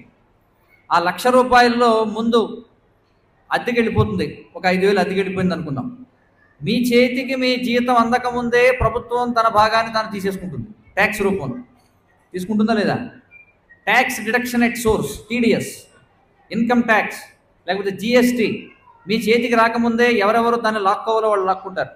మీ చేతికి వచ్చిన తర్వాత ఇంటి అద్దె వెళ్ళిపోతుంది, మీ ఇంటర్నెట్కి కొంత వెళ్ళిపోతుంది, మీ టీవీకి కొంత వెళ్ళిపోతుంది, ఇక తర్వాత మీ ఇంట్లో ఉన్నటువంటి కుటుంబ సభ్యులకి కొంత వెళ్ళిపోతుంది. మీరేమనుకుంటారు, ఇదంతా అయినా సరే నాకు ఒక 60,000 మిగులుతుంది కదా అనుకుంటారు. 60,000 తీసుకెళ్ళి బ్యాంకులో వేసుకుంటాం, బ్యాంకు వాడు ఎంజాయ్ చేస్తాడు దాన్ని. ఆ బ్యాంకు వాడు మీ 60,000 తీసుకుని వాడు వ్యాపారం చేసుకుని మీకు అవసరమైనప్పుడు ఇస్తుంటాడు. అంటే మీరు కాదు భోక్త. జీవితంలోని ఏ దశలోనూ మనం భోక్తలం కాదు. తండ్రి సంపాదిస్తే కొడుకు అనుభవిస్తాడు, కొడుకు సంపాదించిన దాన్ని ఆ తర్వాత వాడు అనుభవిస్తాడు. కానీ ఎవడికి వాడే అనుభవించడం అనేది ఎక్కడ కూడా లేదు. కాబట్టి ఈ ప్రపంచం, అందుకే మనం అర్థం చేసుకోవాలి, జీవి యొక్క సహజ ధర్మం ఏమిటంటే సేవ చేయడం అనమాట. మనందరం వాస్తవానికి సేవ చేస్తున్నాం. అదేమిటంటే నేను ఎక్కడ సేవ చేస్తున్నానండి? ఉదయం లేచిన దగ్గర నుంచి మనం చేసేది మన శరీరానికి సేవ. ఎందుకంటే మనం చెప్పుకున్నాం, మనం ఈ శరీరం కాదు, మనం ఆత్మ. మనం వాహనంలో ప్రయాణికుడు లాంటి వాళ్ళు. ఈ దేహం అనేది ఒక కారు అనుకుంటే ఆ కారులో ప్రయాణికులం మనం. కాబట్టి ఏ విధంగా అయితే మన కారుని మనం ప్రతిరోజు కూడా పరిశుభ్రం చేసుకుంటామో, దానికి పెట్రోల్ కొట్టిస్తామో, ఇవన్నీ చేస్తామో, అలాగే మనం శరీరానికి తినడం, త్రాగడం, ఆహార, నిద్ర, భయమైదునాలు అనేవి ఏవైతే ఉన్నాయో అవి ఆత్మ యొక్క అవసరాలు కాదు, అవి శరీరం యొక్క అవసరాలు. పెట్రోల్ అనేది డ్రైవర్కి అవసరం కాదు, కారుకి అవసరం. టైర్లో గాలి కారుకి అవసరం, డ్రైవర్కి కాదు. చూడండి, అలాగే మనం ఈ వాహనంలో ఉన్నటువంటి ప్రయాణికులం. కాబట్టి మనం ఏదైతే ఆహార, నిద్ర, భయమైదునాలు చేస్తున్నామో ఇవన్నీ శరీరం కోసం చేస్తున్నాం అన్నమాట. ఆత్మకి వాస్తవానికి ఆహారం అవసరం లేదు. కానీ మనం శరీరాన్ని స్వీకరించాం కాబట్టి మనం ఈ శరీర పోషణ కోసం ఇవన్నీ కూడా చేయాల్సినటువంటి పరిస్థితి. కాబట్టి మనం అర్థం చేసుకోవాలి, మనం అందరం కూడా సేవకులమే, మనం అందరం కూడా దాసులమే, కానీ బాసులం కాదనమాట. కానీ మనం ఏమనుకుంటామంటే మనం బాసులం అనుకుంటాం, అందుకే దుఃఖాన్ని అనుభవిస్తాం. మనం అర్థం చేసుకోవాలి, మనం దాసులం. కాబట్టి దాస్ అంటే ఏమిటి? సేవకుడు. కానీ ఎవరికి సేవకుడు అవ్వాలో మీ చేతిలో ఉంది, ఆ నిర్ణయం మీదే. మీరు ఎవరికి సేవ చేయాలనుకుంటున్నారు? మీ శరీరానికి సేవ చేస్తారా, లేకపోతే మీ శరీరానికి సంబంధించిన వాళ్ళకి సేవ చేస్తారా? లేదా దేశానికి సేవ చేస్తారా? సమాజానికి సేవ చేస్తారా? వాస్తవానికి ఎవరెవరైతే తమను తాము ప్రభువులని అనుకుంటారో, ఎవరెవరైతే నేను యజమానిని అనుకుంటారో, వాస్తవానికి వాళ్ళు మొదటి సేవకులు అనమాట, ఫస్ట్ సర్వెంట్. చూడండి, దేశానికి ప్రధానమంత్రి మనం అనుకుంటాం, అబ్బా నాకు కూడా పదవి వస్తే బాగుంటుందని. కానీ 140 కోట్ల మందికి సేవకుడు ఉంది, అదే ప్రధానమంత్రి అంటే. కాబట్టి ఇంటికి యజమాని తండ్రి అనుకోవచ్చు, నేను కుటుంబ పెద్దనని. కాదు, కుటుంబానంతరికి సేవకుడు. అది ఆ వాస్తవమైన దృష్టి. అవునా కదా? ఒక వ్యక్తి కుక్కను తీసుకుని వెళుతుంటాడు. చాలామంది ఈ రోజుల్లో కుక్కలను తీసుకుని వెళుతుంటారు. అది తీసుకెళ్ళేవాడు అనుకోవచ్చు, నేను ఈ కుక్కకి యజమాని అని. కానీ కుక్క ఏమనుకుంటుంది, వీడు నా సేవకుడు అనుకుంటుంది. ఎందుకంటే వాస్తవానికి మనం ఏం చేస్తున్నాం, కుక్కని నియంత్రణలో పెడుతున్నాం. కాబట్టి అన్ని రీతులుగా నేను కావచ్చు, మీరు కావచ్చు, ప్రతి జీవి కూడా, ఎవరైనా కావచ్చు, అందరూ కూడా సేవకులే. దేనికి సేవ చేసినా మనం అందరం సేవే చేస్తున్నాం. ఇది అర్థం చేసుకోండి. ఒకసారి మీ జీవితాన్ని అధ్యయనం చేసుకోండి. మన శరీరానికి ఎంత సేవ చేస్తున్నాం మనం. కానీ ఈ శరీరం మనకి ఏమన్నా సుఖాన్ని ఇస్తుందా? మీరే మీ గుండె మీద చేతులు పెట్టుకుని చెప్పండి. మీకు 40 ఏళ్ళు, 30 ఏళ్ళు, 70 ఏళ్ళు, 80 ఏళ్ళ వయసు ఉన్నవాళ్ళు అందరూ ఉన్నారు ఇక్కడ. అందరూ కూడా ఒకసారి ఆలోచించండి. ఈ శరీరాన్ని పోషించడానికి మీరు ఎంత తాపత్రయపడుతున్నారు. కానీ ఈ శరీరం మీరు ఎంత, చూడండి, వ్యాపారం చేసేటప్పుడు ఎంత పెట్టుబడి ఎంత లాభం అనేది చూసుకుంటాం. అలా పెట్టుబడి లాభం రీత్యా చూసుకుంటే మీ శరీరం మీద మీరు ఎంత పెట్టుబడి పెడుతున్నారు, శరీరం మీకు ఇచ్చే సుఖం ఎంత అనేది లెక్కేసుకుంటే ఎప్పుడు పెట్టుబడి ఎక్కువ ఉంటుంది కానీ సుఖం తక్కువ ఉంటుంది. ఇంత జాగ్రత్తగా చూసుకుంటాం మనం ఈ దేహాన్ని. కానీ అంతిమంగా ఈ దేహం మనం ఎంత దుఃఖాన్ని ఇస్తుంది. వ్యాధి వస్తే ఎంత దుఃఖాన్ని అనుభవించాలి, వృద్ధాప్యంలో ఎంత దుఃఖాన్ని అనుభవించాలి, పుట్టేటప్పుడు ఎంత దుఃఖం, మరణించేటప్పుడు ఎంత దుఃఖం. జీవుడు పుట్టేటప్పుడు ఏడుస్తాడు, శరీరాన్ని వదిలేటప్పుడు ఏడుస్తాడు, వ్యాధి వచ్చినప్పుడు ఏడుస్తాడు, వృద్ధాప్యంలో ఏడుస్తాడు. కాబట్టి ఎందుకు మనకి దుఃఖం అంటే ఈ శరీరాన్ని నేను అనే భావనలో స్వీకరించి శరీరానికి సేవ చేయడం వల్ల, శరీరానికి సంబంధించిన వాళ్ళకి సేవ చేయడం వల్ల మనం ఈ విధంగా దుఃఖిస్తున్నాం. అయితే మీరేమంటారు? సేవ చేయొద్దంటారా? తినడం మానేయమంటారా? మీరు కూడా తింటున్నారు కదా అని ప్రశ్నించారు. సరే, మనం ఈ దేహాన్ని స్వీకరించాం. కానీ ఎంతవరకు ఈ దేహానికి సేవ చేయాలంటే, ఈ దేహం నాకు ఆరోగ్యవంతంగా ఉండడం కోసం, ఈ మానవ జన్మ ఎందుకోసం అయితే లభించిందో, ఎందుకోసం లభించింది ఇందా చెప్పాను నేను, భగవంతుడిని తెలుసుకోవడం కోసం మానవ జన్మ లభించింది. నేను ఈ దేహాన్ని కాదు అని తెలుసుకోవడానికి మానవ జన్మ లభించింది. ఇదే నా మొదటి జీవితం కాదు, నేను అనేక జన్మలు ఎత్తాను, మళ్ళీ నా సమయం బాగోకపోతే అనేక జన్మలు ఎత్తాల్సి వస్తుంది అని తెలుసుకోవడానికి మానవ జన్మ వచ్చింది. కాబట్టి ఈ విషయాలు తెలుసుకోవడానికి మనం బతికుండాలి. కాబట్టి ఆరోగ్యవంతంగా జీవించాలి. ఆత్మ దేహం రెండు కలిపి ఉంచుకొని మనం ఈ దేహయాత్ర చేయడానికి ఎంతవరకు అయితే ఆహార నిద్ర భయమైదునాలు అవసరమో అంతవరకే మనం చేయాలి తప్ప అదే జీవిత లక్ష్యం అయిపోకూడదు. ఎలాంటిదంటే, కొంతమందిని చూస్తాం, పెద్ద పెద్ద కార్లు ఉన్న వాళ్ళు ఏం చేస్తారంటే, కారు కావచ్చు, సైకిల్ కావచ్చు, రిక్షా కావచ్చు, ఆటో కావచ్చు, ఏదైనా స్తోమతను బట్టి చాలామంది దాన్ని వాడినా వాడకపోయినా రోజు ఉదయం లేచి వాడు చేసే పని ఏమిటంటే దాన్ని రోజు మాలిష్ చేయడం, కార్ని కడగడం, దుమ్ము తిరగడం, మొత్తం దాన్ని ఏమంటారు, అది విండ్ షీల్డ్ ఉంటుంది, దాన్ని బయటకు తీసి దాన్ని క్లీన్ చేస్తారు, మొత్తం శుభ్రం చేస్తారు, అన్ని శుభ్రం చేసి మళ్ళీ మూతేసేస్తారు. ఇప్పుడు నెలకు అమావాస్యకో పౌర్ణమికో ఒకసారి కారు బయటికి తీస్తారు, కానీ రోజు దాన్ని శుభ్రం చేస్తారు. అది అనవసరమైన టైం వేస్ట్ అనమాట. అలాగే దాని బదులు మీరు రోజు కారులో తిరగండి, రోజు మెయింటైన్ చేయండి, అర్థం ఉంది దాన్ని. అలాగే మానవ దేహాన్ని కూడా తినొద్దు, నిద్రపోవద్దు, లేదా సంతానాన్ని కనొద్దు అని చెప్పడంలా, రక్షించుకోవద్దని చెప్పడంలా. కానీ మానవ జన్మ దేనికోసం అయితే లభించిందో దానికోసం వాడకుండా మీరు ఆహార నిద్ర భయమైదనాలు చేస్తే మనం పశువుతో సమానమని శాస్త్రాలు చెప్తున్నాయి. చూడండి, మహాభారతంలో హితోపదేశంలో చెప్పబడింది ఏమని, ఆహార నిద్ర భయమైదునంశ్చ సామాన్యమేతత్ పశుభిర్నరాణాం. పశువులకి మనుషులకి 4 సమానంగా ఉంటాయి. ఏమిటంటే తినడం, నిద్రపోవడం, సంభోగించడం, మనల్ని మనం రక్షించుకోవడం అనే ఈ 4 పశువులకి మనుషులకి సమానము. శాస్త్రాలు ఏం చెప్తున్నాయంటే, ఆహార నిద్ర భయమైదునంశ్చ సామాన్యమేతత్ పశుభిర్నరాణాం ధర్మోహితేషాం అధికో విశేష. మనిషిని పశువు నుండి వేరు చేసేది ఏమిటట అంటే ధర్మము, లేకపోతే జ్ఞానము. దేని గురించిన జ్ఞానము? ఆత్మ గురించిన జ్ఞానం, భగవంతుడి గురించిన జ్ఞానం. అదే మనిషిని పశువు నుండి వేరు చేస్తుంది. ధర్మేణ హీన పశువులు సమానం.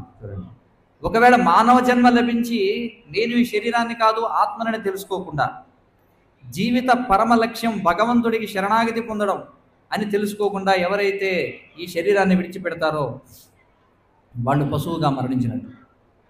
మరి మీరు అనొచ్చు, అదేమిటండి, మరి మేము బాగా చదువుకున్నాం, మాకు ఎన్నో ఆస్తిపాస్తులు ఉన్నాయి, మంచి దుస్తులు తెచ్చుకున్నాం, మాకు 4-5 భాషలు వచ్చు, అది ఇదని మరి అనొచ్చు.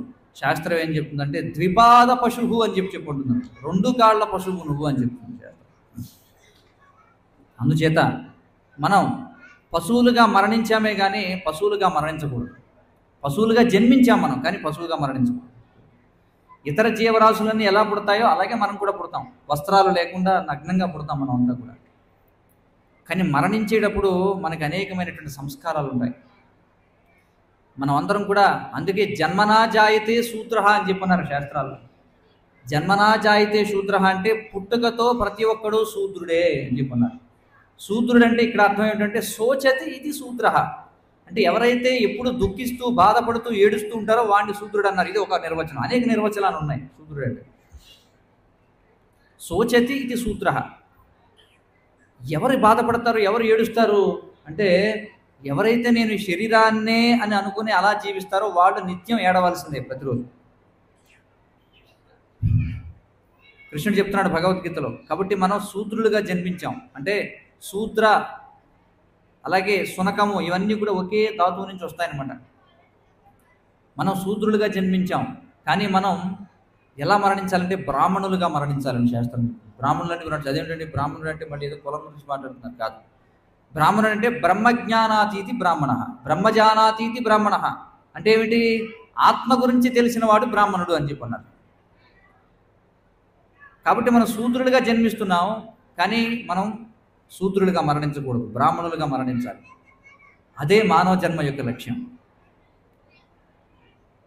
కాబట్టి ఈ విషయాన్ని మనం అర్థం చేసుకోవాలి. మనం సేవకులం. ధర్మము, ఇక్కడ ధర్మం అనేటువంటి మాట ఉంది. ధర్మం అంటే ఏమిటంటే సహజ స్వభావము అని అర్థం. అంటే దేనిని విడదీస్తే ఆ వస్తువుకి విలువ ఉండదో దానిని ధర్మం అంటాం. ఉప్పు అనగానే కూరలో ఉప్పు వేస్తే ఏమవుతుంది? రుచి వస్తుంది దానికి. మిర్చి అనగానే కారం, చక్కెర అనగానే తీపి. కానీ ఎంత చక్కెర కలిపినా తీపి రావట్లేదు అనుకోండి, ఒరే అది పంచదారేనా అని అనుమానం అవుతుంది. అవునా కదా? కాబట్టి ప్రతి వస్తువుకి ఒక సహజ స్వభావం అనేది ఉంటుంది. ఆ స్వభావాన్ని తీసేస్తే ఆ వస్తువుకు విలువ ఉండదు. ఆ సహజ స్వభావాన్నే ధర్మము అని అంటారు. మరి ప్రతిదానికి ఒక ధర్మం అనేది ఉంది. ఆత్మ యొక్క ధర్మం ఏమిటంటే ఇందాక మనం చెప్పుకున్నాం, సేవ చేయడమే ఆత్మ యొక్క ధర్మము. సేవ చేయడమే ఆత్మ యొక్క ధర్మము. ఎందుకని సేవ చేయడమే ఆత్మ యొక్క ధర్మము అంటే మన ఉనికి మన ప్రయత్నంపై ఆధారపడి లేదు. ఇతరులపై మన యొక్క ఉనికి ఆధారపడి ఉంది. మనకి శరీరాన్ని ఎవరిచ్చారు? తల్లిదండ్రులు ఇచ్చారు. కానీ తల్లిదండ్రులు తయారు చేయలే. వాళ్ళు ఆహారం తింటే శరీరం, తల్లి ఎప్పుడైతే ఆహారాన్ని స్వీకరిస్తుందో దానివల్ల లోపల ఉన్నటువంటి శిశువుకి పోషణ అందుతుంది. తల్లి ఆహారాన్ని తయారు చేసిందా? తల్లి తయారు చేయలే. తయారు చేసింది ఎవరు? భగవంతుడు తయారు చేశాడు. భగవంతుడు ఆయన చెప్తున్నాడు. భగవంతుడు సరే ఇందా చెప్పుకున్నా వర్షం కురిస్తే ఆహారం వస్తుందని. మరి వర్షం ఎవరండి? కృష్ణుడు చెప్తున్నాడు, తపామ్యహం అహం వర్షం. చూడండి, నేనే వేడిని, నేనే వర్షాన్ని కృష్ణుడు చెప్తున్నాడు. 9వ అధ్యాయం భగవద్గీత. తపామ్యహం అహం వర్షం నికృష్ణ్యాముత్సృజామిచ. చూడండి, 3-4 రోజుల క్రితం కుండపోతగా వర్షాన్ని కురిపించింది ఆ భగవంతుడే. మళ్ళీ శ్రీకృష్ణ జన్మాష్టమి కార్యక్రమానికి మీరందరూ రావడానికి, మేము ఏర్పాట్లు చేయడానికి వర్షాన్ని ఆపింది ఎవరు? ఆ శ్రీకృష్ణుడే. గట్టిగా చెప్పండి, హరే కృష్ణ హరే కృష్ణ కృష్ణ కృష్ణ హరే హరే హరే రామ హరే రామ రామ రామ హరే హరే. కాబట్టి ఆ భగవంతుడి అనుగ్రహం లేకుండా ఇది జరగదు. కాబట్టి కృష్ణుడు అన్నాడు, తపామ్యహం వేడిని నేనే, అహం వర్షం నేనే వర్షాన్ని, నిగృహ్ణ్యామి ఆపేది నేనే వర్షాన్ని, ఉత్సృజామి చ కురిపించేది నేనే, అమృతం చైవ మృత్యుం చ అమృతమును నేనే అంటే అమరత్వాన్ని నేనే, మృత్యువు చావుని కూడా నేనే. చూడండి, అందుకే భక్తుడు ఎప్పుడు కూడా మరణం గురించి శోకించడు, ఎందుకంటే మరణాన్ని మరణంగా చూడడు, కృష్ణుని యొక్క ప్రతినిధిగా చూస్తాడు కాబట్టి. అమృతం చైవ మృత్యుం చ సతసత్యాహం అర్జున. సత్ అంటే శాశ్వతమైనది నేనే, అసత్ అశాశ్వతమైనది కూడా నేనే అని చెప్పుకుంటున్నాడు. కాబట్టి ఆ అన్నము వల్ల జీవులన్నీ ఉద్భవిస్తున్నాయి. కాబట్టి ఈ విధంగా మనం చూస్తే మన జీవితంలో ప్రతి క్షణము కూడా భగవంతుని యొక్క కృప లేకుండా మన జీవితం నడవదు. మన గుండె కొట్టుకుంటుంది అంటే భగవంతుడు మన హృదయంలో పరమాత్మగా ఆయన ఉన్నాడు కాబట్టి. ఆయన మన దేహాన్ని మనం అనుకుంటాం, మనం చేయించుకున్న సర్జరీల ద్వారా లేదా ట్రాన్స్ప్లాంటేషన్ ద్వారా, మనం మింగే మందుల ద్వారా, మళ్ళీ కృష్ణుడు చెప్తాడు భగవద్గీతలో, అహం ఔషధం అంటాడు, నేనే మందుని కూడా అని చెప్పుకుంటున్నాడు. చూడండి, ఔషధాన్ని కూడా నేనే అని చెప్పుకుంటున్నాడు కృష్ణుడు. కాబట్టి ఎంతవరకు భగవంతుడు మనకి విధించబడుతుందో అంతవరకే మనం ఈ దేహంలో ఉంటాం. ప్రహ్లాదుడు నరసింహస్వామిని ప్రార్థిస్తాడు. ఏమని ప్రార్థిస్తాడంటే, స్వామి తల్లిదండ్రులు ఏమనుకుంటారంటే తాము రక్షించడం వల్ల శిశువు బతుకుతున్నాడు అనుకుంటారు. వైద్యుడు ఏమనుకుంటాడంటే తాను ఔషధాన్ని ఇవ్వడం వల్ల రోగి బతుకుతున్నాడు అనుకుంటారు. కానీ స్వామి, నువ్వు ఒకవేళ అనుమతించకపోతే తల్లిదండ్రులు శిశువుని కాపాడలేరు, నువ్వు అనుమతించకపోతే వైద్యుడు రోగిని కాపాడలేడు. అందుకే వైద్యో నారాయణో హరిహి అని చెప్పన్నారు. కాబట్టి పోషించేది ఆయనే, మళ్ళీ కాలరూపంలో నాశనం చేసేది ఆయనే. కాబట్టి బుద్ధిమంతుడంటే ఎవరంటే భగవంతుని కృప లేకుండా ఈశ్వరాజ్ఞలు అనేదే చీమ కూడా కుట్టదని చెప్పి అంటారు. ఈశ్వర అంటే నియంత్రించేవాడు అని అర్థం. కాబట్టి ఎవరా నియంత్రించేవాడు? నియంత్రించేవాడు ఎవరంటే భగవంతుడు. ఎప్పుడైతే భగవంతుడు అనేవాడు ఒకడు ఉన్నాడని తెలుసుకుంటామో మన జీవితంలో ప్రతిదీ శబ్ద హక్కే. కృష్ణుడు చెప్తున్నాడు, ఆకాశంలో శబ్దాన్ని నేనే అని చెప్పుకుంటున్నాడు. నేను మాట్లాడగలుగుతున్నా, మీరు వినగలుగుతున్నా, ప్రతీది కూడా భగవంతుని యొక్క కృప. కాబట్టి ప్రతీది భగవదాజ్ఞ లేకుండా ఏమీ జరగదు అని ఎవడైతే తెలుసుకుంటాడో వాడే మనిషి. కానీ ఎవడైతే నేను స్వతంత్రుణ్ణి, నా ఇష్టానుసారం నేను ఏమైనా చేయగలనుకుంటాడో వాడు పశువు అన్నమాట, నరాధముడు అని చెప్పుకుంటారు వాళ్ళు. కాబట్టి మానవ జీవితం ఇది అర్థం చేసుకోవడంతో మొదలవుతుంది. నిజంగా అన్నీ మన నియంత్రణలో ఉంటే మనం ఎందుకని మనకి రాబోతున్న రోగాన్ని ఆపుకోలేము, రాబోయే మరణాన్ని ఎందుకు ఆపుకోలేము, రాబోయే ముసలితనాన్ని మనం ఆపుకోలేము. ఎందుకు ఆపుకోలేము చెప్పండి? చాలామంది మరణించిన తర్వాత పుట్టుకతోటే లోపాలతో పుడతారు, బాలారిష్టాలని చెప్పంటారు. పుట్టుకతోటే ఏవో లోపాలతో పుడతారు. ఒకడు అంగవైకల్యంతో పుడతాడు, ఒకడికి కాళ్ళు ఉండవు, ఒకటి చేతులు ఉండవు, ఒకడికి మూగవాడు, ఒకటి చెవిటివాడు, ఇలా అనేక రకాల వైకల్యాలతో మనం పుడతాం. మనమేమీ కోరుకోలేదే, ఇలా ఎందుకు జరిగింది చెప్పండి? ఎందుకని ఒకడు పేదవాడిగా, ఒకడు అమీర్గా, ధనవంతుడిగా, ఒకడు పండితుడిగా, ఒకడు పామరుడుగా, ఒకడు కురూపిలా, ఒకడు అందగాడిలా, ఒకడు ఉన్నత కుటుంబంలో, ఒకడు అధమ కుటుంబంలో, ఇలా ఎందుకు జరుగుతుంది? మనమైతే వీటిని ఎన్నుకోవడంలా. అలా ఎన్నుకునే అవకాశం ఉంటే అందరం కూడా మంచిదే కదా ఎన్నుకుంటాం, అవునంటారా కదంటారా? అలా అవకాశం ఉంటే అందరూ ఒకే జాతి వాళ్ళు ఉండాలి సమాజంలో. ఎందుకంటే అవకాశం ఇస్తే, ఇప్పటికైనా సరే అవకాశం ఇచ్చారు. ఇప్పుడు బయటికి వెళ్ళగానే ఉదాహరణకు అనుకుందాం, ఉచిత రవాణా ఏర్పాటు చేసాం ఈరోజు. బయటికి వెళ్ళగానే మీకు ఒక ఆప్షన్ ఉంది, నడిచి వెళ్తారా, సైకిల్ మీద వెళ్తారా, రిక్షా మీద వెళ్తారా, కారులో వెళ్తారా, హెలికాప్టర్ మీద వెళ్తారా? ఏది ఎన్నుకుంటారు చెప్పండి? ఏమనుకుంటారు? హెలికాప్టర్ మీద వెళ్ళాలనుకుంటారు. అంటే అవకాశం ఉంటే అందరూ కూడా ఉన్నతమైనదే కదా ఎన్నుకుంటారు. మరి అలాంటప్పుడు మనం రకరకాలుగా ఇందాక చెప్పుకున్న పరిస్థితుల్లో పుడుతున్నామంటే మనకు ఆ ఎన్నిక లేదని కదా అర్థం. అంటే మనం ఎలా పుట్టాలనేది మన చేతిలో లేదు, వేరే ఎవరో నిర్ణయిస్తున్నారనే కదా అర్థం. అంటే దాని అర్థం మన స్వతంత్రులం కాదు, అంటే ఒక ఉన్నతమైన శక్తి ఉంది. ఇది మనిషి ఆలోచించాల్సిన విధానం. మరి ఆ ఉన్నతమైన శక్తి ఎవరు, నన్ను ఎందుకు నియంత్రిస్తున్నాడు, ఇది మనం తెలుసుకోవాలి. మరి మనం శ్వాస తీసుకుంటున్నాం, మీరు చెప్పండి, మీరు గుర్తుంచుకొని ప్రతిక్షణం శ్వాస తీసుకుంటున్నారా, లేదా దాని అంతటిదే జరుగుతుందా? ఏమంటారు? అలా ఆ పక్షంలో అయితే పుట్టినవాడు వెంటనే మరణించాలి, ఎందుకంటే మనకి జ్ఞాపకం ఉండదు శ్వాస తీసుకోవాలని. అలాగే మన గుండె మనమే ప్రతిక్షణం దాన్ని గుర్తుంచుకొని అది కొట్టుకునేలా చేయాలంటే ఎవడో బతకడు. మన శ్వాస మన చేతిలో లేదు, మన గుండె కొట్టు కూడా మన చేతిలో లేదు, మన రక్త ప్రసరణ మన చేతిలో లేదు, మనకి జ్ఞాపకం రావడం మన చేతిలో లేదు. ఇలా ప్రవచనం చెప్తున్నప్పుడు ఒక్కొక్కసారి అందరికీ బాగా తెలిసిన శ్లోకం కూడా ఎంత బుర్ర బాదుకున్నా రాదు బుర్రలోకి. అలాగే మర్చిపోదామన్న విషయాలు ఎంత మర్చిపోదామన్నా గుర్తొస్తూనే ఉంటాయి. మనం జ్ఞాపకం చేసుకోవడం మన చేతిలో లేదు, మనకి గుర్తు రావడం మన చేతిలో లేదు, మనకి అర్థం కావడం కూడా మన చేతిలో లేదు. కృష్ణుడు చెప్తున్నాడు భగవద్గీతలో, వేదైశ్చ సర్వైరహమేవ వేద్య వేదాంతకృత్ వేద విదైవ చాహం మత్త స్మృతి జ్ఞానం అపోహనం చ అని చెప్పంటున్నాడు. చూడండి, ఇప్పుడే చెప్పాను నేను రెండో పంక్తి మొదటి పంక్తి రెండోసారి రెండోది ముందు చెప్పాను అనమాట.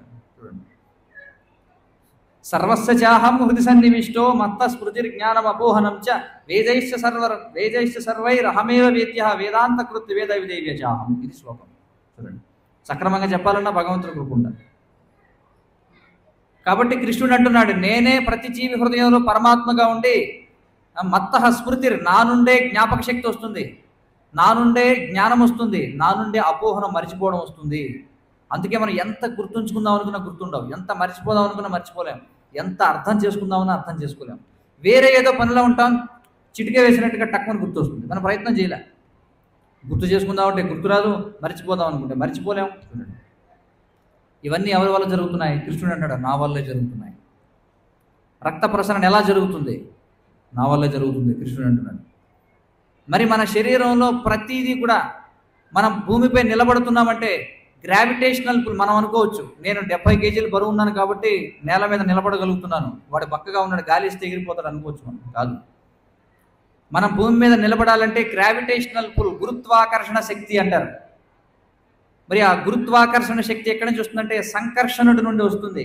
ఆ సంకర్షణుడు అంటే ఎవరు? బలరాముడు. బలరాముడు ఎవరంటే కృష్ణుని యొక్క విస్తరణ. సైన్స్లో మనకి చెప్తారు, ఫిజిక్స్లో ప్రతి అణువు కూడా లోపల న్యూక్లియస్ అనేది ఉంటుంది, దాని చుట్టూ కూడా ఎలక్ట్రాన్లు, ప్రోటాన్లు, న్యూట్రాన్లు తిరుగుతూ ఉంటాయి. కాబట్టి ఈ న్యూక్లియస్ కేంద్రకం అనేది అన్నింటినీ కూడా ఒడిసిపెట్టి ఉంచుతుంది. ఒకవేళ ఒక ఇటుక ఉంది, ఆ ఇటుకలాగా నిలబడాలంటే అణువులన్నీ కలిసి ఉండాలి. మరి వాటన్నిటినీ కూడా ఒడిసిపట్టేది ఏమిటి? శాస్త్రాలు చెప్తున్నాయి, అదే సంకర్షణ అని చెప్పి. మరి ఈ గ్రహాలన్నీ కూడా తమ తమ యొక్క కక్షల్లో తేలియాడుతున్నాయి. ఎలా ఈ గ్రహాలన్నీ కూడా ఒకదానితో ఒకటి, మనకి చూడండి ఎంత ట్రాఫిక్ రూల్స్ ఉన్నా సరే యాక్సిడెంట్లు జరుగుతాయి, కానీ ఈ విశ్వపు రద్దీలో ట్రాఫిక్లో ఎప్పుడు కూడా ప్రమాదాలు జరగడం మనం చూడం. ఎవరు నియంత్రణలో ఉన్నాయి ఇవన్నీ? మనం నేల మీద నిలబడుతున్నామంటే అది భగవంతుని దయ, మనం చూస్తున్నామంటే భగవంతుడి దయ. చూడండి, సూర్యుడు లేకపోతే మనం చూడలేము. కృష్ణుడు చెప్తున్నాడు, ఏమంటున్నాడు? తేజశ్చాస్మి, నేనే వెలుగుని. ఎవరిలో? సూర్యుని యందు, చంద్రుని యందు నేనే వెలుగుని అని చెప్పుకుంటున్నాడు. అగ్ని యందు తేజస్సుని నేనే అని చెప్పుకుంటున్నాడు కృష్ణుడు. మనం అనుకోవచ్చు, చాలా బాగుంది, నేను బాగా చూశానండి అని చెప్పి. కానీ వెలుగు లేకపోతే చూడగలమా? మనం చూసే శక్తి స్వతంత్రం కాదు, అది సూర్యుని, చంద్రుని, అగ్ని యొక్క కృపపై ఆధారపడి ఉంది. మనం మాట్లాడాలంటే అగ్ని, మన యొక్క నాలుగుపై అగ్ని ఉండాలన్నమాట. చూడండి, ఆ అగ్ని కూడా ఎవరు అంటే భగవంతుని యొక్క అంశ. చివరికి మనం జీర్ణం కావాలంటే కృష్ణుడు సహకరించాలి, ఆకలి వేయాలంటే కృష్ణుడు సహకరించాలి. అలాగే మల విసర్జన చేయాలన్నా మిత్ర అనేటువంటి దేవతలు సహకరించకపోతే మనం ఎవాక్యువేషన్ కూడా చేయలేము. మలబద్ధకం అంటారు, అది వచ్చేస్తుంది. మరి ప్రతీదీ మన దేహంలో, మన దేహం లోపల, మన దేహం బయట ప్రతీదీ కూడా భగవంతుని యొక్క కృప వలనే జరుగుతుంటే, మరి మనం భగవంతుడికి సేవ చేయకుండా ఎవరెవరికో సేవ చేస్తుంటే మనల్ని దొంగలను కాకపోతే ఎవరిని అంటారని చెప్పండి. కృష్ణుడు అందుకే భగవద్గీతలో చెప్తున్నాడు, ఏమంటాడంటే స్థేన ఏవ సహా అని చెప్పి అంటాడు. చూడండి, ఇవన్నీ భగవంతుడే ఇస్తున్నాడు. మనం ఏమనుకుంటాం? భగవంతుడు ఎక్కడ ఇస్తున్నాడు? నేను కష్టపడి సంపాదిస్తున్నాను కాబట్టి నేను కొనుక్కు తింటున్నాను. మనం సంపాదించేది కాగితాలు. ఈ రోజుల్లో కాగితాలు కూడా మనం సంపాదించేది కాదు, డిజిటల్ మనీ. చూడండి, మనీ ఈజ్ ఎ కాన్సెప్ట్. ధనం అనేది ఒక అంశం అంతే. మీ ధనం ఇప్పుడు ఎలా ఉంది? డిజిటల్. మీ సెల్ ఫోన్లో మీకు ఒక అనుభూతి అనమాట. ధనం అనేది ఒక అనుభూతి. చేతికి కూడా ఎవరైనా నోట్లు ఇవ్వడం వల్ల ఈ రోజుల్లో మనం సంపాదించేది, పోనీ అనుకుందాం నోట్లు సంపాదిస్తున్నాం, కానీ సరే నేను అంటాను, మీరు సంపాదించిన దానితోనే మీరు బతకాలి. ఎవడు బతకలేడు ఈ ప్రపంచంలో. ఎందుకు? మనకి కాగితాల రూపంలో ధనం ఇస్తారు. ధనం తిని బతుకుతారా చెప్పండి? ధనం ద్వారా మనం తిని బతకగలవా? లేదు. కొన్ని డిజిటల్ మనీ ఈ రోజుల్లో బ్యాలెన్స్ చూసుకుని బతకగలమా మనం? బతకలేము. చూడండి, బతకాలంటే ఏం కావాలి? అన్నాద్భవంతి భూతాని.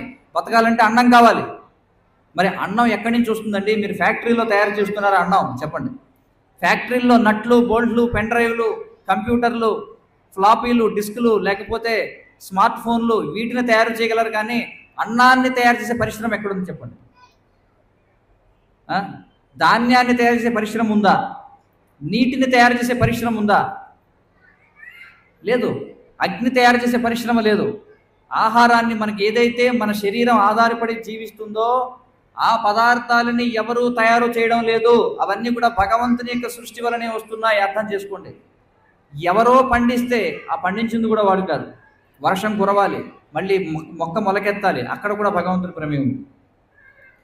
మనం సంపూర్ణంగా 100% భగవంతుడి యొక్క కృపపై ఆధారపడి జీవిస్తూ మనం చూడండి, ఏదో నెలకి ₹1,00,000 జీతం వస్తుంది కదా అని రోజుకి 12 గంటలు 14 గంటలు కంపెనీలు పనిచేస్తారు. చూడండి, పనిచేస్తారా లేదా? 10,000 జీతం వచ్చేవాడి దగ్గర నుంచి 10 లక్షల జీతం వచ్చే వరకు రోజుకి కనీసం 8 గంటలు 8 అవర్స్ వర్క్ అవర్స్ అని చెప్పి అంటారు. ఏదో వాళ్ళు ఇచ్చే 10,000కో 10 లక్షల కోసమో మనం రోజులో 12 గంటలు 14 గంటల సమయాన్ని మనం వాళ్ళకి అంకితం చేస్తున్నాం. దీన్ని శరణాగతి అంటారనమాట. అంకితం అయిపోతాం వాళ్ళకి. కానీ వాస్తవానికి వాళ్ళు ఇచ్చేది ఏది కూడా మనల్ని బతికించడం వల్ల, మనం బతికేది మాత్రం భగవంతుడు ఇచ్చిన దాంతో. చూడండి, బతికేది భగవంతుడు తయారు చేసిన దాంతో, కానీ మన సేవ చేసేదేమో వేరే ఎవరికో. అందుకే కృష్ణుడు ఏమిటంటే స్థేన అయ్యవ సహా, మీరంతా దొంగలని చెప్పండి కృష్ణుడు. మరి ఒకసారి ఆలోచించండి, మనకి ఎందుకు కష్టాలు రావు? మనకి ఎందుకని జన్మ, మృత్యువు, జరా, వ్యాధి? ఇప్పుడు దొంగతనం చేసిన వాడికి శిక్ష పడక తప్పుతుందా? ఖచ్చితంగా శిక్షించబడతాం. మన యొక్క ఉనికి ఈ విధంగా పూర్తిగా భగవంతుడిపై ఆధారపడి ఉంటే మనం భగవంతుడి గురించి ఒక్క క్షణమైనా మన జీవితంలో ఆలోచిస్తున్నామా? ఒక్క నిమిషాన్నైనా మనం ఆయనకి సేవ చేస్తున్నామా? ఒకసారి ఆలోచించండి. మనకి కృతజ్ఞతాభావం లేదు. కృష్ణుడు భగవద్గీతలో చెప్తున్నాడు 3వ అధ్యాయంలో ఏమంటాడంటే, యజ్ఞశిష్టాసిన సంతో ముచ్యంతే సర్వకిల్బిషై. ముచ్యంతే ఏం చెప్తున్నాడు? ముచ్యంతే, ఎవరైతే యజ్ఞానికి, చూడండి, యజ్ఞశిష్టాసిన సంతో, భగవంతుడికి అర్పించిన దానిని ఎవరైతే సేవిస్తారో వాళ్ళు సర్వ పాపాల నుంచి కూడా విడుదలవుతారు. భుంజతే తేత్వఘం పాప ఏ పచంత్యాత్ ఆత్మకారణాత్. ఎవరైతే భగవంతునికి సమర్పించకుండా తింటారో వాళ్ళు కేవలం పాపాన్ని మాత్రమే తింటున్నారు అని కృష్ణుడు అంటున్నాడు. కొంతమంది అంటారు, ఆయన ఎవరండి అలా చెప్పడానికి? అరే, మీకు జీతం ఇచ్చేవాడికి హక్కు ఉంటుంది. ఏమని? నీకు నేను జీతం ఇస్తున్నాను నెలకు 10,000 ₹1,00,000, కాబట్టి నువ్వు రోజుకి ఇన్ని గంటలు ఖచ్చితంగా నా కోసం పనిచేయాలని చెప్పే హక్కు అతనికి ఉంది. కానీ కృష్ణుడు మొత్తం మన యొక్క జీవితాన్నే పోషించేది ఆయన కాబట్టి ఆయనకి శరణాగతి పొందమని చెప్పే హక్కు కేవలం కృష్ణుడికే ఉంది. అందుకే ఆయన భగవద్గీతలో ఆయన చెప్తున్నాడు, సర్వధర్మాన్ పరిత్యజ్య మాం ఏకం శరణం వ్రజ అహం త్వాం సర్వపాపేభ్యో మోక్షయిష్యామి మా శుచః అని చెప్పుకుంటాడు భగవంతుడు. కొంతమంది అన్నారు పెద్దలు, ఆయన ఎవరండి డిమాండ్ చేస్తున్నాడు, సరెండర్ అవ్వమంటాడా? ఏమిటిది? చూడండి, ఇప్పుడు దొంగతనం చేసేటప్పుడు పూర్వం సినిమాల్లో చూపించేవారు. ఇప్పుడు ఆ పదం ఉందో లేదో మనకు తెలియదు. పూర్వం ఎవరైనా దొంగతనం చేస్తే పోలీసు వచ్చి సరెండర్ అని చేతులు ఎత్తేసారు. సరెండర్ అయిపో నువ్వు అని. సరెండర్ అవడం అంటే ఏమిటి? చేతులు ఎత్తే మాకు లొంగిపోవాలి. ఎందుకని? నువ్వు చేసేది తప్పు కాబట్టి. అంతే కదా? నువ్వు తప్పు చేస్తున్నావు, నువ్వు కనుక సరెండర్ అయ్యావా నువ్వు ప్రాణాలతో ఉంటావు. సరెండర్ అవ్వకపోతే ఏమవుతుంది? చేతులు ఏముంటుంది? తపంచ, తుపాకీతో కాల్చి పడేస్తానని చెప్పండి. అలాగే కృష్ణుడు కూడా ఏమంటున్నాడంటే, ఒరేయ్, నీకు నేను ఇవన్నీ ఏర్పాటు చేసి పెడుతున్నాను, నువ్వేం చేస్తున్నావు? కనీసం నా గురించి నీకు కృతజ్ఞతా భావం కూడా లేదు, నీకు గ్రాటిట్యూడే లేదు నీకు. అందుకని సరెండర్ అయిపో ఇమీడియట్గా అని చెప్పుకుంటున్నాడు. అందుకే 18వ అధ్యాయంలో కృష్ణుడు చెప్తున్నాడు, ఎందుకు సరెండర్ అవ్వమంటున్నాడంటే మనం దొంగలం కాబట్టి. లేకపోతే ఏమవుతుంది? మనం ఇదిగో జన్మ, మృత్యు, జరా, వ్యాధులతో దుఃఖించాల్సి ఉంటుంది. కాబట్టి దయచేసి అర్థం చేసుకోండి, మనం స్వతంత్రులం కాదు, మరి మనం పరతంత్రులం. మనం నియంత్రించబడుతున్నాం, భగవంతుడు మనల్ని నియంత్రిస్తున్నాడు. కాబట్టి మానవ జీవితంలో మనం కృతజ్ఞతతో మన జీవితాన్ని గడపాలి. కృతజ్ఞతాభావం ఉండాలి మనిషికి. కృతజ్ఞత లేనివాడు పశువుతో సమానం అని చెప్పన్నారు. పశువులకు కూడా ఉంటుందేమో కృతజ్ఞత, ఉన్నా కదా? చెప్తుంటారు, dog is man's best friend అని చెప్పుకుంటారు. ఎందుకంటే కుక్కకున్న విశ్వాసం కూడా నీకు లేదా అని చెప్పుకుంటారు. కాబట్టి మనకి కృతజ్ఞత అనేది ఉండాలి. మరి భగవంతుడికి మనం కృతజ్ఞతను కలిగి ఉండాలి. ఆ కృతజ్ఞతను తెలియజేసేటువంటి విధానాన్నే భక్తి అని చెప్పి అంటారు. భక్తి అంటే ఏమిటి? భగవంతుడికి మన యొక్క కృతజ్ఞతాభావాన్ని తెలియజేసేదే భక్తి. చాలామంది తల్లిదండ్రులు అంటారు, మేము కష్టపడి వీళ్ళ పిల్లల్ని పెద్ద చేసి వాళ్ళ కోసం ఎన్ని కష్టాలు పడి ఎంత సంపాదించి వీళ్ళు పెద్దవాళ్ళని చేసాం, వీళ్ళు పెద్దవాళ్ళు అయిన తర్వాత ఉద్యోగం వచ్చిన తర్వాత పెళ్ళి అయిన తర్వాత మమ్మల్ని వదిలేసిపోయారు వీళ్ళు అంటారు.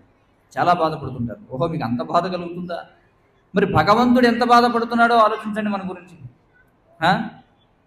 భగవంతుడు ఎంత బాధపడుతున్నాడో ఆలోచించండి. కాబట్టి అది తెలుసుకుని ఎవరైతే కృతజ్ఞతా భావాన్ని వ్యక్తం చేస్తారో, ఎలా కృతజ్ఞతను వ్యక్తం చేయగలం మనం? ఇప్పుడు చూడండి, అన్నీ సమకూర్చేది ఆయనకి ఏమి ఇవ్వగలం చెప్పండి.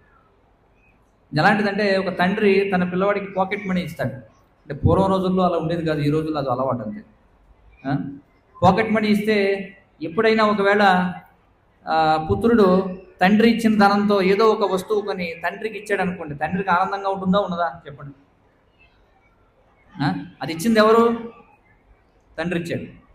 తండ్రి ఇచ్చిన దాంట్లోనే మనం కొద్దిగా మళ్ళీ తండ్రికి ఇస్తే ఆనందంగా ఉంటుందా లేదా? ఉంటుందా? కాబట్టి మనం భగవంతుడికి ఏమి ఇవ్వలేం. ఆయన ఇచ్చినదే మళ్ళీ ఆయనకి ఇవ్వగలం. గంగా నదిని ఎలా పూజిస్తారు? ఏ నదినైనా ఎలా పూజిస్తారు? నదికి మనం ఏమి ఇవ్వగలం? ఒక దోశలతో నీళ్లు తీసుకుని మళ్ళీ ఆ నదికి ఇస్తాం. ఆ నీళ్ళు ఎవరైనా మనం తయారు చేసామా? నదివే నీళ్లు. నదిలో నుంచి ఒక దోశలు నీళ్లు తీసుకుంటే నదికి ఏమైనా నష్టమా? మీరు చెప్పండి. ఎలాంటి నష్టం లేదు. కానీ ఆ దోశల నీళ్లు నదికి ఇస్తే మాత్రం లాభం మీకే. అలాగే భగవంతుడికి మనం ఏమి ఇవ్వలేం, ఏమి ఇవ్వలేం మనం. ఎందుకంటే ఇచ్చేది ఏమిటి? మనమే ఆయన యొక్క శక్తి. అంతా సర్వం భగవంతుడిదే. భగవంతుడికి మనం ఏమి ఇవ్వగలం చెప్పండి. కానీ భగవంతుడు మనకి ఇచ్చిన దాన్ని కృతజ్ఞతాభావంతో మళ్ళీ భగవంతుడికి తిరిగిస్తే మీరు ఏవేవో పెద్దవే ఇవ్వలేకపోవచ్చు. అందుకే కృష్ణుడు అంటే పత్రం పుష్పం ఫలం తోయం.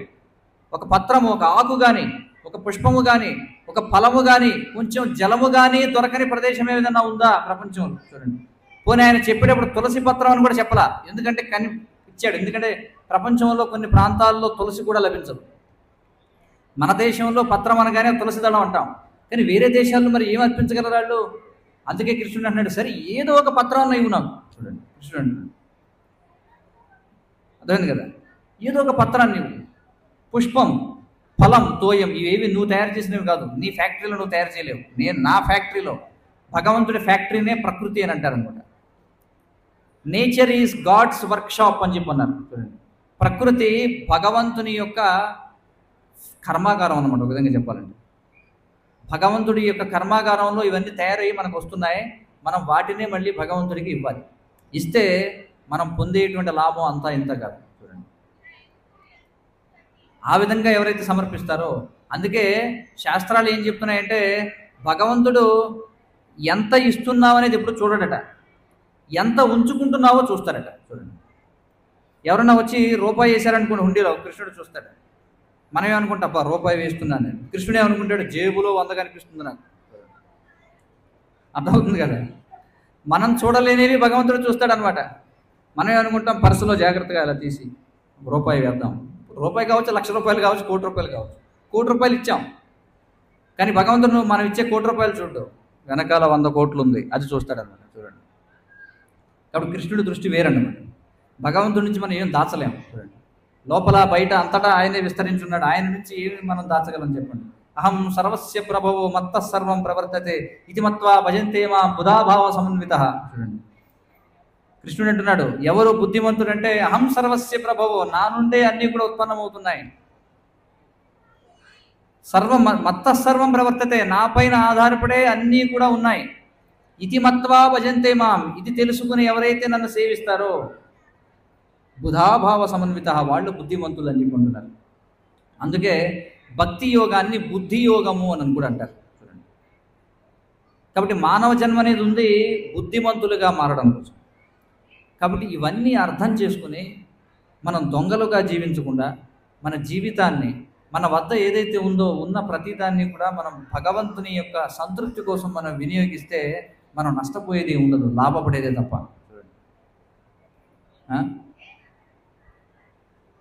మనం ఏమి ఇవ్వలేం భగవంతుడికి. కానీ మనం ఒకవేళ ప్రేమతో ఏదన్నా ఇస్తే మనం ఊహించలేనిదంత ఇస్తాడు. చూడండి, ఆచార్యులు చెప్తారు, ఏమంటారంటే మనకి 2 చేతులే, భగవంతుడి విశ్వరూపంలో ఎన్ని చేతులు చూపిస్తాడు? సహస్రపాణిహి అని చెప్పంటారు. సహస్రపాదౌ. భగవంతుడికి సహస్ర అంటే 1000 అనే అర్థం ఉంది, సహస్ర అంటే లెక్కలేనండి అని కూడా అర్థం ఉంది. ఒకవేళ అనంతమైనటువంటి చేతులతో భగవంతుడు మనకి ఏదన్నా ఇస్తే 2 చేతులతో మనం ఏం తీసుకుంటాం? తీసుకోగలమా? చెప్పండి. అర్థమైంది కదా.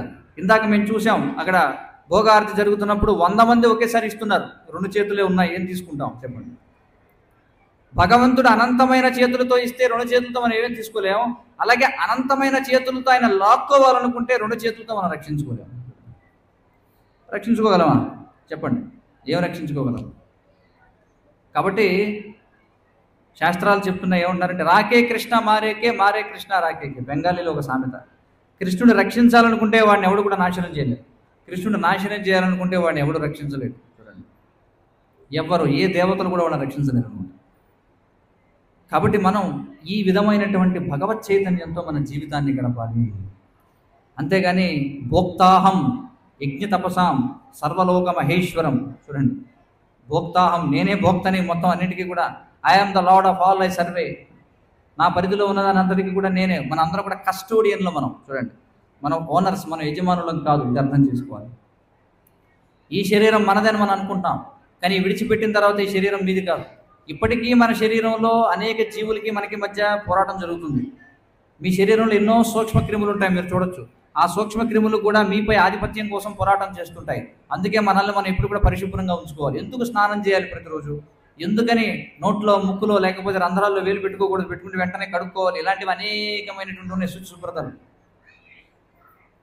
ఎందుకని అంటే అనేక సూక్ష్మ క్రిములు మన దేహంలో ప్రవేశిస్తాయి, అవి పోరాటం చేస్తుంటాయి. ఇది ఎలాంటిదంటే జీవన పోరాటం అని చెప్పి అంటాం. స్ట్రగుల్ ఫర్ ఎగ్జిస్టెన్స్ అని చెప్పి అంటారు. జీవన పోరాటం. ఒక్కరోజు స్నానం చేయకపోయినా, ఒకరోజు తినకపోయినా, ఒకరోజు తాగకపోయినా, ఒకరోజు నిద్రపోకపోయినా మన ఉనికి ప్రశ్నార్థకం అయిపోతుంది. ఎందుకని? ఆ విధంగా మనం ఒక్కరోజు ఎలర్ట్గా లేకపోయినా మన దేహం పరాన్న జీవుల పాలవుతుంది, వ్యాధిగ్రస్తులమై మనం నశిస్తాం అన్నమాట. అందుకే ఎప్పటికప్పుడు మనల్ని మనం శుభ్రం చేసుకుంటూ ఉండాలన్నమాట. చూడండి, అందుకే ఈ దేహం మనది కాదు.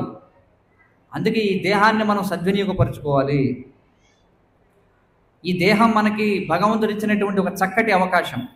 కానీ ఈ దేహాన్ని మనం జంతువుల్లాగా కేవలం తినడానికి, నిద్రపోవడానికి, మైథునం చేయడానికి, మనల్ని మనం రక్షించుకోవడానికి మాత్రమే వినియోగిస్తే శాస్త్రాలు చెప్తున్నాయి, ఆయుర్ హరతి వైపుంస ముత్యన్నస్తంచయన్నసౌ. చూడండి,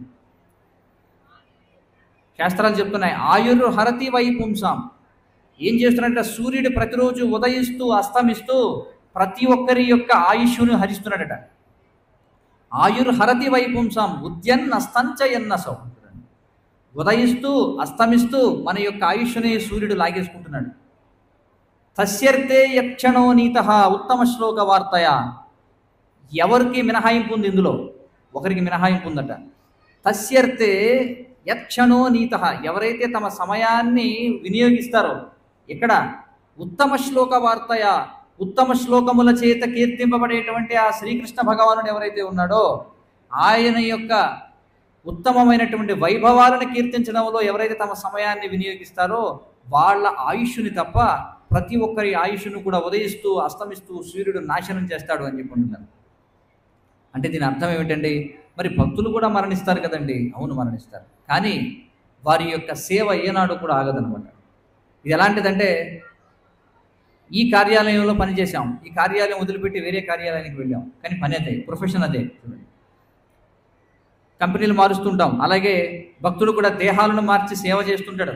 భగవత్ సేవ ఎప్పటికీ ఆగదు. కానీ భౌతికమైనటువంటి వాడు మళ్ళీ మానవ జన్మ లభించదు.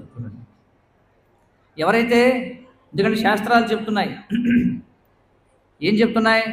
అంత్యకాలేచ, అంత్యకాలంలో దేనినైతే స్మరిస్తామో, యం వాపి స్మరణ్ భావం త్యజత్యంతే కలేవరం.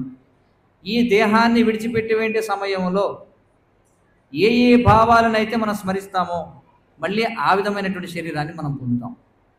కాబట్టి మనం మన మానవ జీవితాన్ని ఎలాంటిదంటే, చిన్న ఉదాహరణ, ప్రతిరోజు కూడా మనకి నిద్రపోయే ముందు ఆ రోజు చేసిన పనులన్నీ గుర్తొస్తాయి, మళ్ళీ మెలకువ రాగానే నిన్న చేయాల్సిన పనులు గుర్తొస్తాయి. అవునా కదా? చెప్పండి, అంతేనా?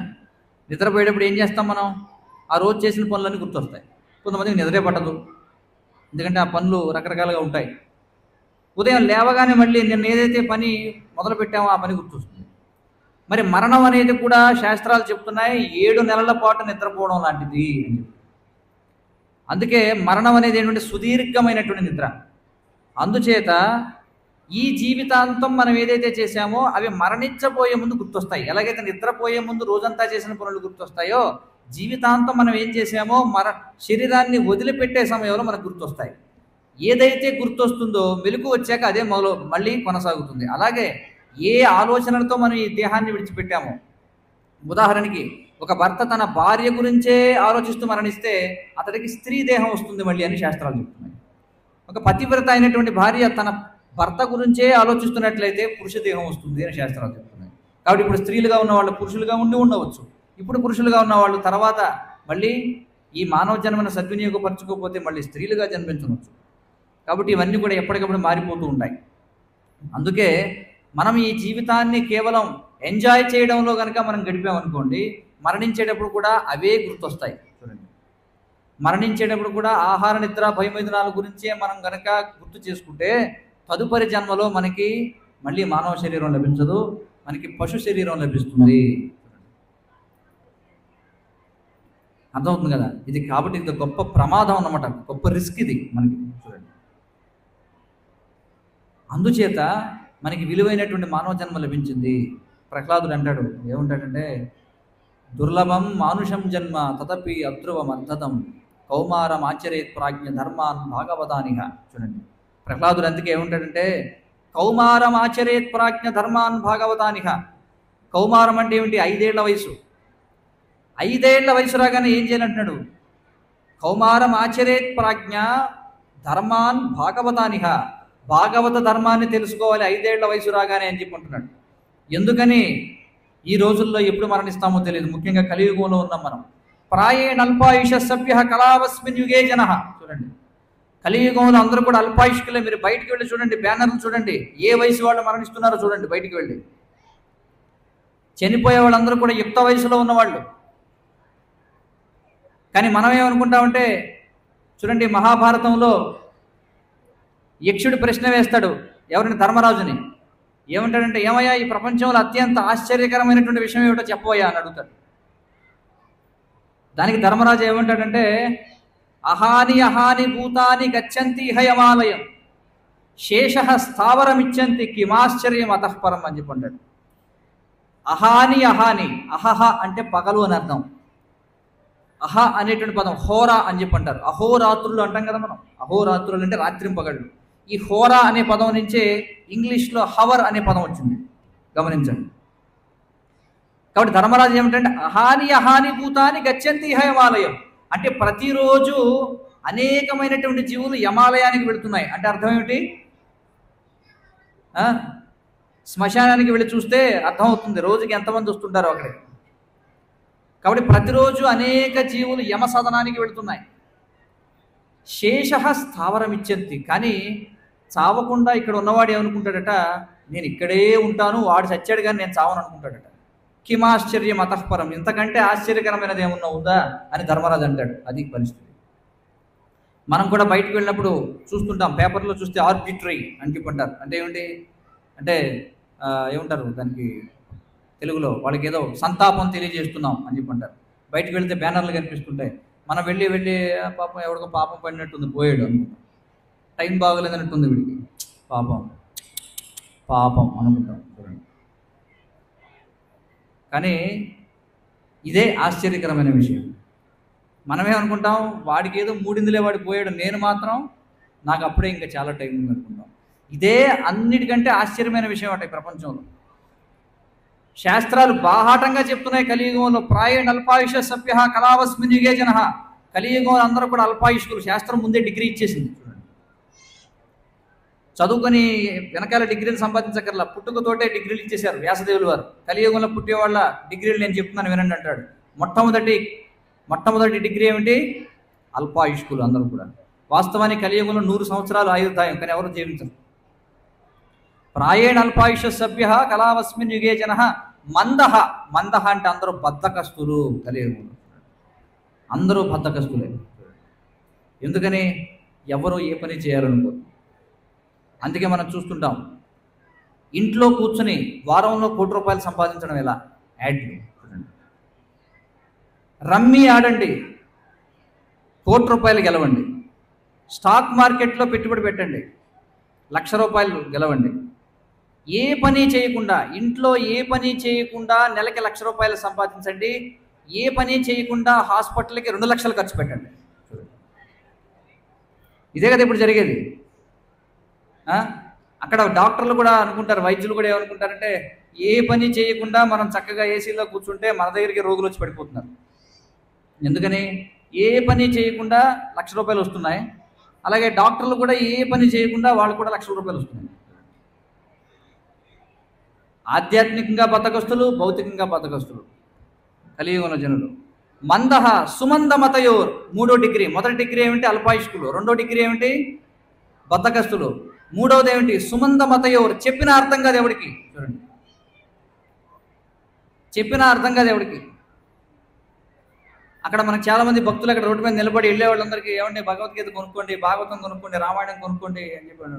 ఇక్కడ ప్రవచనం నేను కూడా చెప్తూ ఉన్నాను. వెళ్ళేవాళ్ళు అనుకుంటా చెప్పారు, టీవీలో చెప్తుంటారు, అన్ని చోట్ల వింటూనే ఉంటాం, ఇవన్నీ మామూలేలే అనుకుంటాం. అందుకే ఏమన్నారంటే మందహ సుమందమతయోర్ అని చెప్పన్నారు. సుమందమతయోర్ అంటే చూడండి, మనకి ఇంటెలిజెన్స్లో కూడా 3 రకాల ఇంటెలిజెన్స్లు ఉన్నాయి, శాస్త్రాలు చెప్తున్నాయి. First class, second class, third class intelligence. First class intelligence అంటే వినగానే అర్థం చేసుకునేవాడు మొట్టమొదటి మేధావి. రెండవది సెకండ్ క్లాస్ ఇంటెలిజెన్స్ అంటే వాడికి చూస్తే కానీ అర్థం కాదు. థర్డ్ క్లాస్ ఇంటెలిజెన్స్ అంటే అనుభవిస్తే కానీ అర్థం కాదు. ఒకటికి చెప్పగానే అమ్మో టక్మని అర్థమైపోతుంది. ఇంకొకటికి పక్కవాడు దుఃఖంలో ఉంటే చూసి అర్థం చేసుకుంటాడు. మూడో వాడు వాడికి జరిగితే కానీ అర్థం కాదు. 4వ తరం వాడికి బుద్ధి లేనివాడు అనమాట, అంటే వాడికి జరిగిన అర్థం కాదు. చాలామందిని చూస్తుంటాం, పొగ త్రాగవద్దు, పొగ త్రాగితే క్యాన్సర్ వస్తుంది, బొమ్మ కూడా ఉంటుంది దాని మీద. వాడికి అప్పటికే ఒక పక్కన కాలిపోయి ఉంటుంది, అయినా కూడా సిగరెట్ కాలుస్తాడు. అంటే బుద్ధి లేదన్నమాట వాడు. శాస్త్రం ఏం చెప్తుందంటే కలియుగంలో అందరూ కూడా థర్డ్ క్లాస్ ఇంటెలిజెన్సే ప్రకటించింది శాస్త్రం. ఎవడు ఫస్ట్ క్లాస్ ఇంటెలిజెన్స్ ఎవరు లేరు కలియుగంలో, అందరూ థర్డ్ క్లాస్ ఇంటెలిజెన్స్. ఎందుకంటే అనుభవిస్తే కానీ ఎవరికి తెలియదు కలియుగంలో, చెప్తే ఎవడో వినడు అనమాట. కాబట్టి సమయం రావాలి అంతే, ఏం చేయగలం చెప్పండి. అందుకే వ్యాసదేవులు వారు అంటున్నారు, మొదటి డిగ్రీ అల్పాయుష్కులు, 2వ డిగ్రీ బద్ధకస్తులు, 3వ డిగ్రీ చెప్తే కూడా అర్థం కాదు. మంద సుమంద మతయోర్, మంద భాగ్యోర్ 4వ డిగ్రీ. మంద భాగ్యోర్ అంటే ఏమిటంటే దురదృష్టవంతులట అందరూ కూడా కలియుగంలో. ఎందుకంటే కనీసం పూర్వయుగాల్లో ఎలాంటి పని చేయకుండా బద్ధకంగా కూర్చున్న వాడికైనా సరే ఆరోగ్యవంతమైనటువంటి ఆహార, నిద్ర, పైమైదునాలు అనేటువంటివి దొరికేవి. పూర్వం ఏ పని చేయని బిచ్చగాడికి కూడా ఫస్ట్ క్లాస్ ఆహారం, ఫస్ట్ క్లాస్ గాలి, ఫస్ట్ క్లాస్ నీరు ఉన్నా కదా చెప్పండి. ఆరోగ్యవంతమైనటువంటి ఆహారం, ఆరోగ్యవంతమైన గాలి, అన్ని ఆరోగ్యవంతమైనటువంటి లభించేవి. ఏ పని చేయబోయిన అత్యంత నికృష్టుడికైనా సరే. కలియుగంలో అత్యంత హరే కృష్ణ హరే కృష్ణ.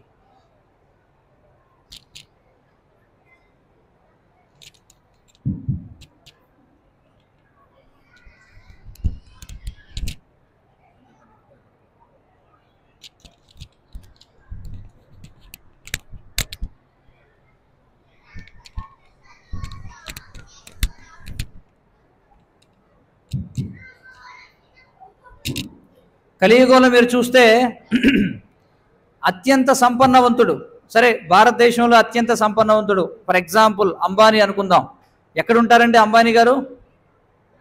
ఎక్కడ జీవిస్తున్నారు ఆయన? అంబానీ గారు బాంబేలో ఉంటారు. ఆయనకి ఏదో ఒక 110 అంతస్తుల భవనం ఉంటుంది, ఆ పైన ఆయన ఉంటాడు. అక్కడ స్వచ్ఛమైన గాలి దొరుకుతుందా? స్వచ్ఛమైన నీరు దొరుకుతుందా అంబానీ గారికి? స్వచ్ఛమైనటువంటి పాలు దొరుకుతాయా?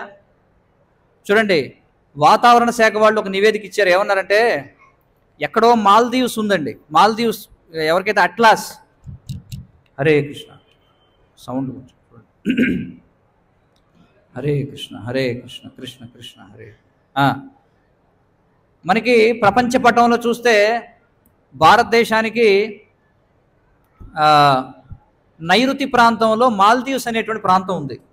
ఆ మాల్దీవ్స్ అనేది ఒక గొప్ప టూరిస్ట్ అట్రాక్షన్ అనమాట. చాలామంది విహారయాత్రలు వెళుతుంటారు. ఆ మాల్దీవ్స్ అనేది పచ్చగా చక్కగా ప్రకృతి అలంచేటట్టుగా ఉంటుంది.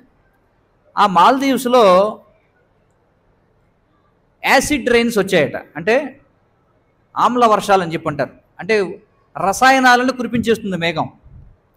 అక్కడ వాళ్ళకి ఆశ్చర్యం వేసింది, ఏమిటిది, అసలు ఇక్కడ మనం ఎలాంటి వాహన కాలుష్యం లేదు, ఏమీ లేదు, మనకి ఈ విధమైన యాసిడిక్ రైన్స్ ఎందుకు కురుస్తున్నాయి అని విశ్లేషణ చేస్తే దీనికి మూలం ఎక్కడుంది అంటేనట, ఎక్కడో ఢిల్లీలో వాహన కాలుష్యం వల్ల మాల్దీవ్స్లో యాసిడ్ రైన్స్ వస్తున్నాయట. మీరు ఆలోచించండి,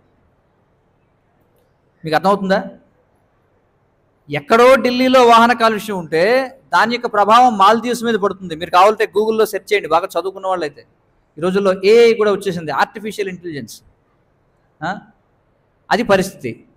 కాబట్టి ఎంతటి కోటీశ్వరుడికైనా ఆరోగ్యవంతమైన గాలి దొరకదు, ఎంత కోటీశ్వరుడికైనా ఆరోగ్యవంతమైన నీరు దొరకదు, ఆహారం దొరకదు. అందుకే వ్యాసదేవులు వారు ఏమన్నారంటే మందభాగ్యోర్ అని చెప్పన్నారు. చూడండి, మందభాగ్యోర్ చూడండి. ఎందుకంటే మనం చూస్తాం కోటీశ్వరుల ఇళ్లలో కూడా వాళ్ళ వంట వాళ్ళు చేసుకోరు. చాలా చోట్ల ఎవరో వంట మనిషిని పెట్టుకుంటారు. కోటీశ్వరుల ఇళ్లలో కూడా మనం చూస్తాం పేదవాడు ఏం చేస్తాడు, ఏ రోజుగా రోజు గంజి దాచుకుని తాగుతాడు, వాడి వంట వాడే చేసుకుంటాడు. ఆయుర్వేద శాస్త్రం చెబుతుంది ఒక మనిషికి అత్యంత ఆరోగ్యమైన ఆహారం ఏమిటంటే వాడికి వాడు వండుకున్నదట. చూడండి, ఎందుకంటే వాడికి వాడు వండుకుంటే వాడికి తెలియకుండానే పరమాత్మ నిర్దేశంలో ఎంత ఉప్పు వేయాలి, ఎంత కారం వేయాలి, వాడి దేహంలో కఫపిత్త వాతముల యొక్క సమతౌల్యాన్ని బట్టి పరమాత్మ వాడికి ఆ జ్ఞానాన్ని ఇస్తాడు, వీడికి ఎంత వేయాలి ఏమిటని. వాడు కూడా కనీసం వాడి వంట వాడు వండుకుంటాడు. కానీ బాగా ధనం ఉందనుకోండి, జొమాటో, స్విగ్గీ ఆర్డర్ చేయండి, ఏది కావాలో తినండి. చూడండి ఎవరు వండుతున్నారో మీరు ఆశ్చర్యపోతారు. కలియుగ లక్షణాల్లో మహాభారతంలో చదివాను నేను. మహాభారతంలో ఏం చెప్పారంటే, అంటే ఇక్కడ వ్యాసదేవుల వారు కేవలం 4-5 చెప్పి వదిలేశారు. మార్కండేయ మహర్షి పాండవులకు చెప్తాడు కలియుగంలో ఒక లక్షణం ఏమిటంటేనట, ఎవరు వండారో తెలియనటువంటి ఆహారాన్ని తింటారట.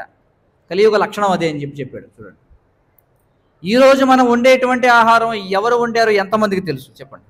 వాళ్ళు ఎలాంటి చైతన్యంతో వండుతున్నారో ఎవరికి తెలుసు? శాస్త్రాలు చెప్తున్నాయి వండినటువంటి వారి యొక్క చైతన్యం వండిన వంటలోకి వెళుతుంది, అది తిన్న వాళ్ళకి మళ్ళీ అదే చైతన్యం వస్తుంది అని చెప్పి. అందుకే మనం ఆహారాన్ని చాలా జాగ్రత్తగా మనం ఎన్నుకోవాలన్నమాట. అన్నిటికంటే శ్రేష్టమైనది భగవత్ ప్రసాదం.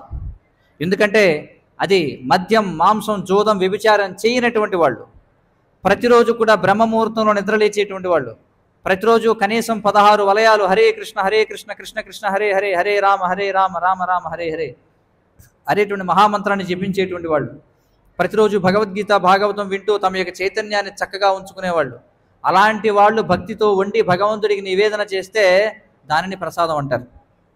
అన్నదానం ప్రసాదం రెండు ఒకటి కాదు. అన్నదానం అంటే ఎవడో ఏదో వండి పెట్టడం, అది కాదు. ప్రసాదం అంటే భగవంతుని యొక్క ఉచ్చిష్టం. అది తినడం వల్ల ముచ్యంతే సర్వకిల్బిషై, సకల పాపాల నుంచి మనం బయటపడతామని చెప్పి కృష్ణుడు చెప్తున్నాడు. కానీ వ్యాసదేవి వారు చెప్తున్నారు కలియుగంలో ఇవి కూడా అత్యంత కోటీశ్వరుడికి కూడా ఇవి దొరకవు అని చెప్పి అంటున్నారు. మీరే చెప్పండి, ఇవి దొరుకుతాయా చెప్పండి, ఏమంటారు? దొరికే అవకాశం ఉందా కలియుగంలో ఎవరికైనా? లేదు. అందుకే వ్యాసదేవులు వారు ఏమంటున్నారు, ప్రాయేణ అల్పాయుష సభ్య, అల్పాయుష్కులు, బద్ధకస్తులు, చాలా 3వ తరగతి ఇంటెలిజెన్స్ కలిగిన వాళ్ళు, అలాగే వీళ్ళు దురదృష్టవంతులు, చివరిది ఉపద్రుత అని చెప్పి అంటారు. ఉపద్రుత అంటే అర్థం ఏమిటంటే ఎల్లప్పుడూ మానసిక ఆందోళనతో బతుకుతారు వీళ్ళు అని చెప్పాడు వ్యాసదేవులు వారు. ప్రతి ఒక్కరికి ఎల్లప్పుడూ ఏదో ఒక మానసిక ఆందోళన. శాస్త్రాలు చెప్తున్నాయి ఏదో లేదనేటువంటి బాధ, లేదా ఉన్నది పోతుందేమో అనేటువంటి బాధ, ఎప్పుడూ ఏదో ఒక ఆందోళన. చూడండి కృష్ణుడు వీతరాగ భయక్రోధ, కృష్ణుడు అంటున్నాడు రాగద్వేషములు. చూడండి ప్రతి ఒక్కరికి కూడా మానసిక ఆందోళన. ఇది కలియుగంలో ప్రతి ఒక్కరి యొక్క డిగ్రీలు అన్నమాట. ఇవి కనిపించని డిగ్రీలు ఇవన్నీ. మరి ఇలాంటి పరిస్థితులలో మరి ఏం చేయాలండి? సుఖదేవ గోస్వామి శ్రీమద్ భాగవతం 12వ స్కందంలో ఆయన చెప్తారు, ఏమంటారంటే ప్రాయేణ అల్పాయుష సభ్య. ఇప్పుడే మనం చెప్పుకున్నాం కదా. సుఖదేవ గోస్వామి ఏమంటారంటే కలేర్ దోషనిదే హిరాజన్. పరీక్షిత్ మహారాజుతో చెప్తున్నారు సుఖదేవ గోస్వామి, కలియుగంలో ప్రతీది కూడా దోషాలతో కూడుకున్నటువంటిది. ఏవేవి దోషాలతో కూడుకున్నవి? కలియుగంలో ధ్యానం చేయాలంటే కుదరదు, దోషం. యజ్ఞం చేయాలంటే దోషం. విగ్రహారాధన చేయాలంటే దోషం. మునింట్లోనూ దోషాలు ఉన్నాయి. కలేర్ దోషనిదే హిరాజన్. కలియుగం అనేది దోషాల నిధి. మరి ఏం చేయాలండి? అస్తి ఏకో మహాన్ గుణ. సుఖదేవ్ గోస్వామి అంటారు ఇన్ని దోషాలున్నా సరే కలియుగంలో ఒక మహాన్ గుణం ఉంది. మహాగుణం ఏమిటో తెలుసా? మీరు అందరూ తెలుసుకోవాలనుకుంటున్నారా? ఆ గుణం ఏమిటో చెప్పండి. తెలుసుకోవాలనుకుంటున్నారా లేదా? తెలుసుకోవాలనుకున్న వాళ్ళు చేతులు ఎత్తండి. సరే, అందరూ తెలుసుకోవాలనుకుంటున్నారు కాబట్టి ఆచార్యులు చెప్తున్నారు కలేర్ దోషనిదే హిరాజన్ అస్తి ఏకో మహాన్ గుణ. ఏమిటో తెలుసా? కీర్తనాదేవ కృష్ణస్య ముక్త సంగ పరం వ్రజేత్ అని చెప్పుకుంటున్నారు. కీర్తనాదేవ కృష్ణస్య. ఇన్ని దోషాలు ఉన్నప్పటికీ ఎవరైతే కృష్ణ అని అంటారో ముక్త సంగ పరం వ్రజేత్, వారు సకల కిల్బిషముల నుండి బయటపడి వాళ్ళు పరంధామాన్ని చేరుకుంటారని కృష్ణుడు చెప్తున్నాడు. కాబట్టి శాస్త్రాలు చెప్తున్నాయి హరేర్ నామ హరేర్ నామ హరేర్ నామైవ కేవలం కలవు నాస్తియేవ నాస్తియేవ నాస్తియేవ గతిరన్యథ.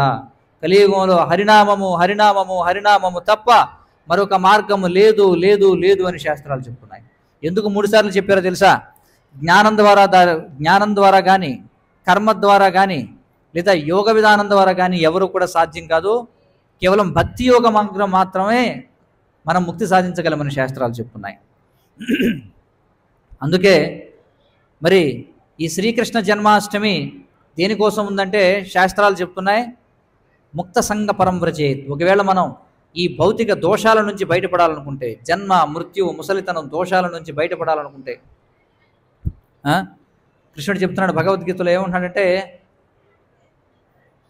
ఇమం ప్రాప్య భజస్వమాం. చూడండి కృష్ణుడు అంటున్నాడు ఏమంటాడంటే, కాబట్టి నువ్వు జన్మ మృత్యు జరా వ్యాధితో కూడుకున్నటువంటి ఈ యొక్క దోషపూరితమైనటువంటి జగత్తులో నువ్వు ఉద్భవించావు కాబట్టి నువ్వు భజస్వమాం, నన్ను సేవించు అర్జున అని చెప్పుకుంటున్నాడు. అందుకే ఒకవేళ ఎవరైనా పరిష్కారం కనుగొనాలనుకుంటే, ఇక్కడ పరిష్కారం శాశ్వత పరిష్కారం, టెంపరీ పరిష్కారం కాదు. వాళ్ళు ఏం చేయాలి అంటే కృష్ణ కీర్తనలో పాల్గొనాలి. మరి కృష్ణుని కీర్తించడం చాలా సులభం. హరే కృష్ణ కృష్ణ కృష్ణ హరే హరే హరే రామ రామ రామ హరే హరే అనేటువంటి దివ్యనామాన్ని జపించడం ద్వారా మరి ఈ విషయాలన్నీ కూడా తెలుసుకోవాలంటే భగవద్గీతను మనం అధ్యయనం చేయాలి. స్మార్ట్ ఫోన్ వదలండి, స్మార్ట్గా మారండి. ఎలాగా? భగవద్గీత పట్టుకోండి. స్మార్ట్ ఫోన్ వల్ల చాలా తెలివైనటువంటి ఫోన్ కావడం వల్ల మిమ్మల్ని మూడులుగా ఉంచుతుందన్నమాట. చూడండి, ఇప్పుడు కనీసం మీ బుద్ధిని కూడా ఉపయోగించే అవకాశం ఇవ్వకుండా ఇప్పుడు ఆర్టిఫిషియల్ ఇంటెలిజెన్స్ వచ్చేసింది. ఇక మీ బుద్ధి కూడా పనిచేయదు ఇంకా. చూడండి, కాబట్టి మనం ఈ యొక్క పనికిరానటువంటివి వదిలిపెట్టి మద్యం మాంసం జోదం వ్యభిచారం ఇలాంటి వాటిని విడిచిపెట్టి మనం చేపట్టాల్సింది భగవద్గీత చేతపట్టి నామ సంకీర్తనం చేస్తూ మనం కలియుగంలో శాశ్వతమైనటువంటి ఆనందాన్ని పొందొచ్చు. అయ్యో మనకి అలవాట్లన్నీ ఉన్నాయండి, ఎలాగండి? మా వల్ల కాదు జపం చేయడం. మీకు ఒకవేళ ఈ అలవాట్లన్నీ ఉన్నా కూడా మీరు నామ సంకీర్తనం చేయండి, భగవద్గీత చదవండి, త్వరలోనే మీరు ఈ దోషాల నుంచి బయటపడతారు.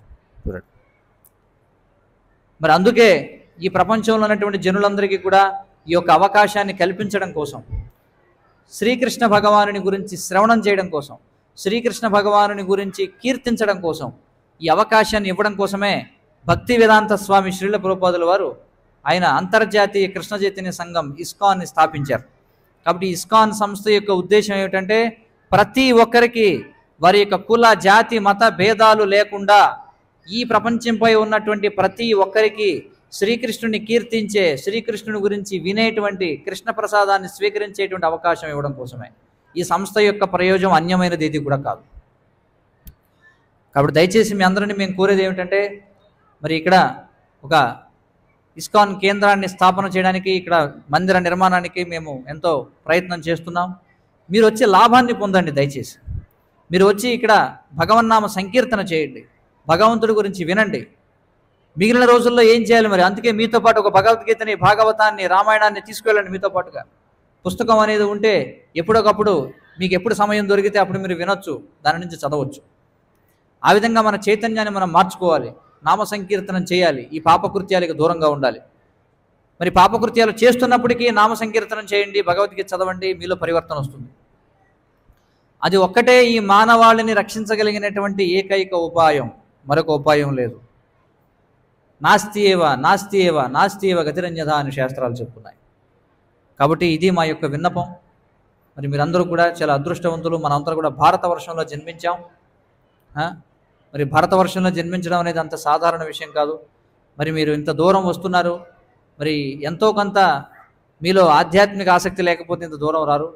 మరి మా యొక్క ఉద్దేశం ఏమిటంటే వచ్చిన వారు ఖాళీగా వెళ్ళకూడదు. చెవుల నిండా వారు కృష్ణ కథను మోసుకు వెళ్ళాలి, నోటి నిండా నామ సంకీర్తనాన్ని, కడుపు నిండా కృష్ణ ప్రసాదాన్ని, చేతి నిండా పుస్తకాలని, ఆధ్యాత్మిక గ్రంథాలని తీసుకెళ్ళాలి. ఇదే మా యొక్క విజ్ఞప్తి.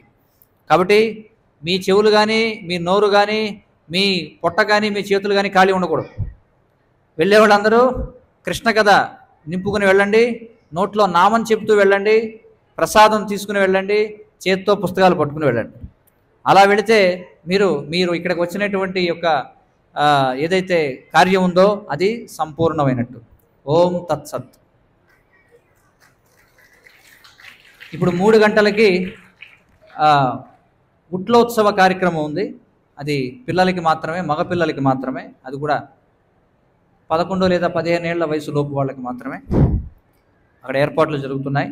ఈలోపు ఇక్కడ ఒక లఘు చలన చిత్రం ఏ విధంగా ఈ అంతర్జాతీయ కృష్ణ చైతన్య సంఘం ప్రపంచవ్యాప్త కార్యక్రమాలు చేస్తుంది, ఈ కార్యక్రమాల గురించినటువంటి ఒక చలన చిత్రాన్ని అందరూ కూడా దయచేసి తిలకించండి. హరే కృష్ణ హరే కృష్ణ కృష్ణ కృష్ణ హరే హరే, హరే రామ రామ రామ హరే హరే. संसार दावानन्दलीलोका ज्ञानाय कारुण्य घनाघनात्यम् सकलनगुणार्णवस्य वन्दे गुरश्रीचरणारविन्दम्.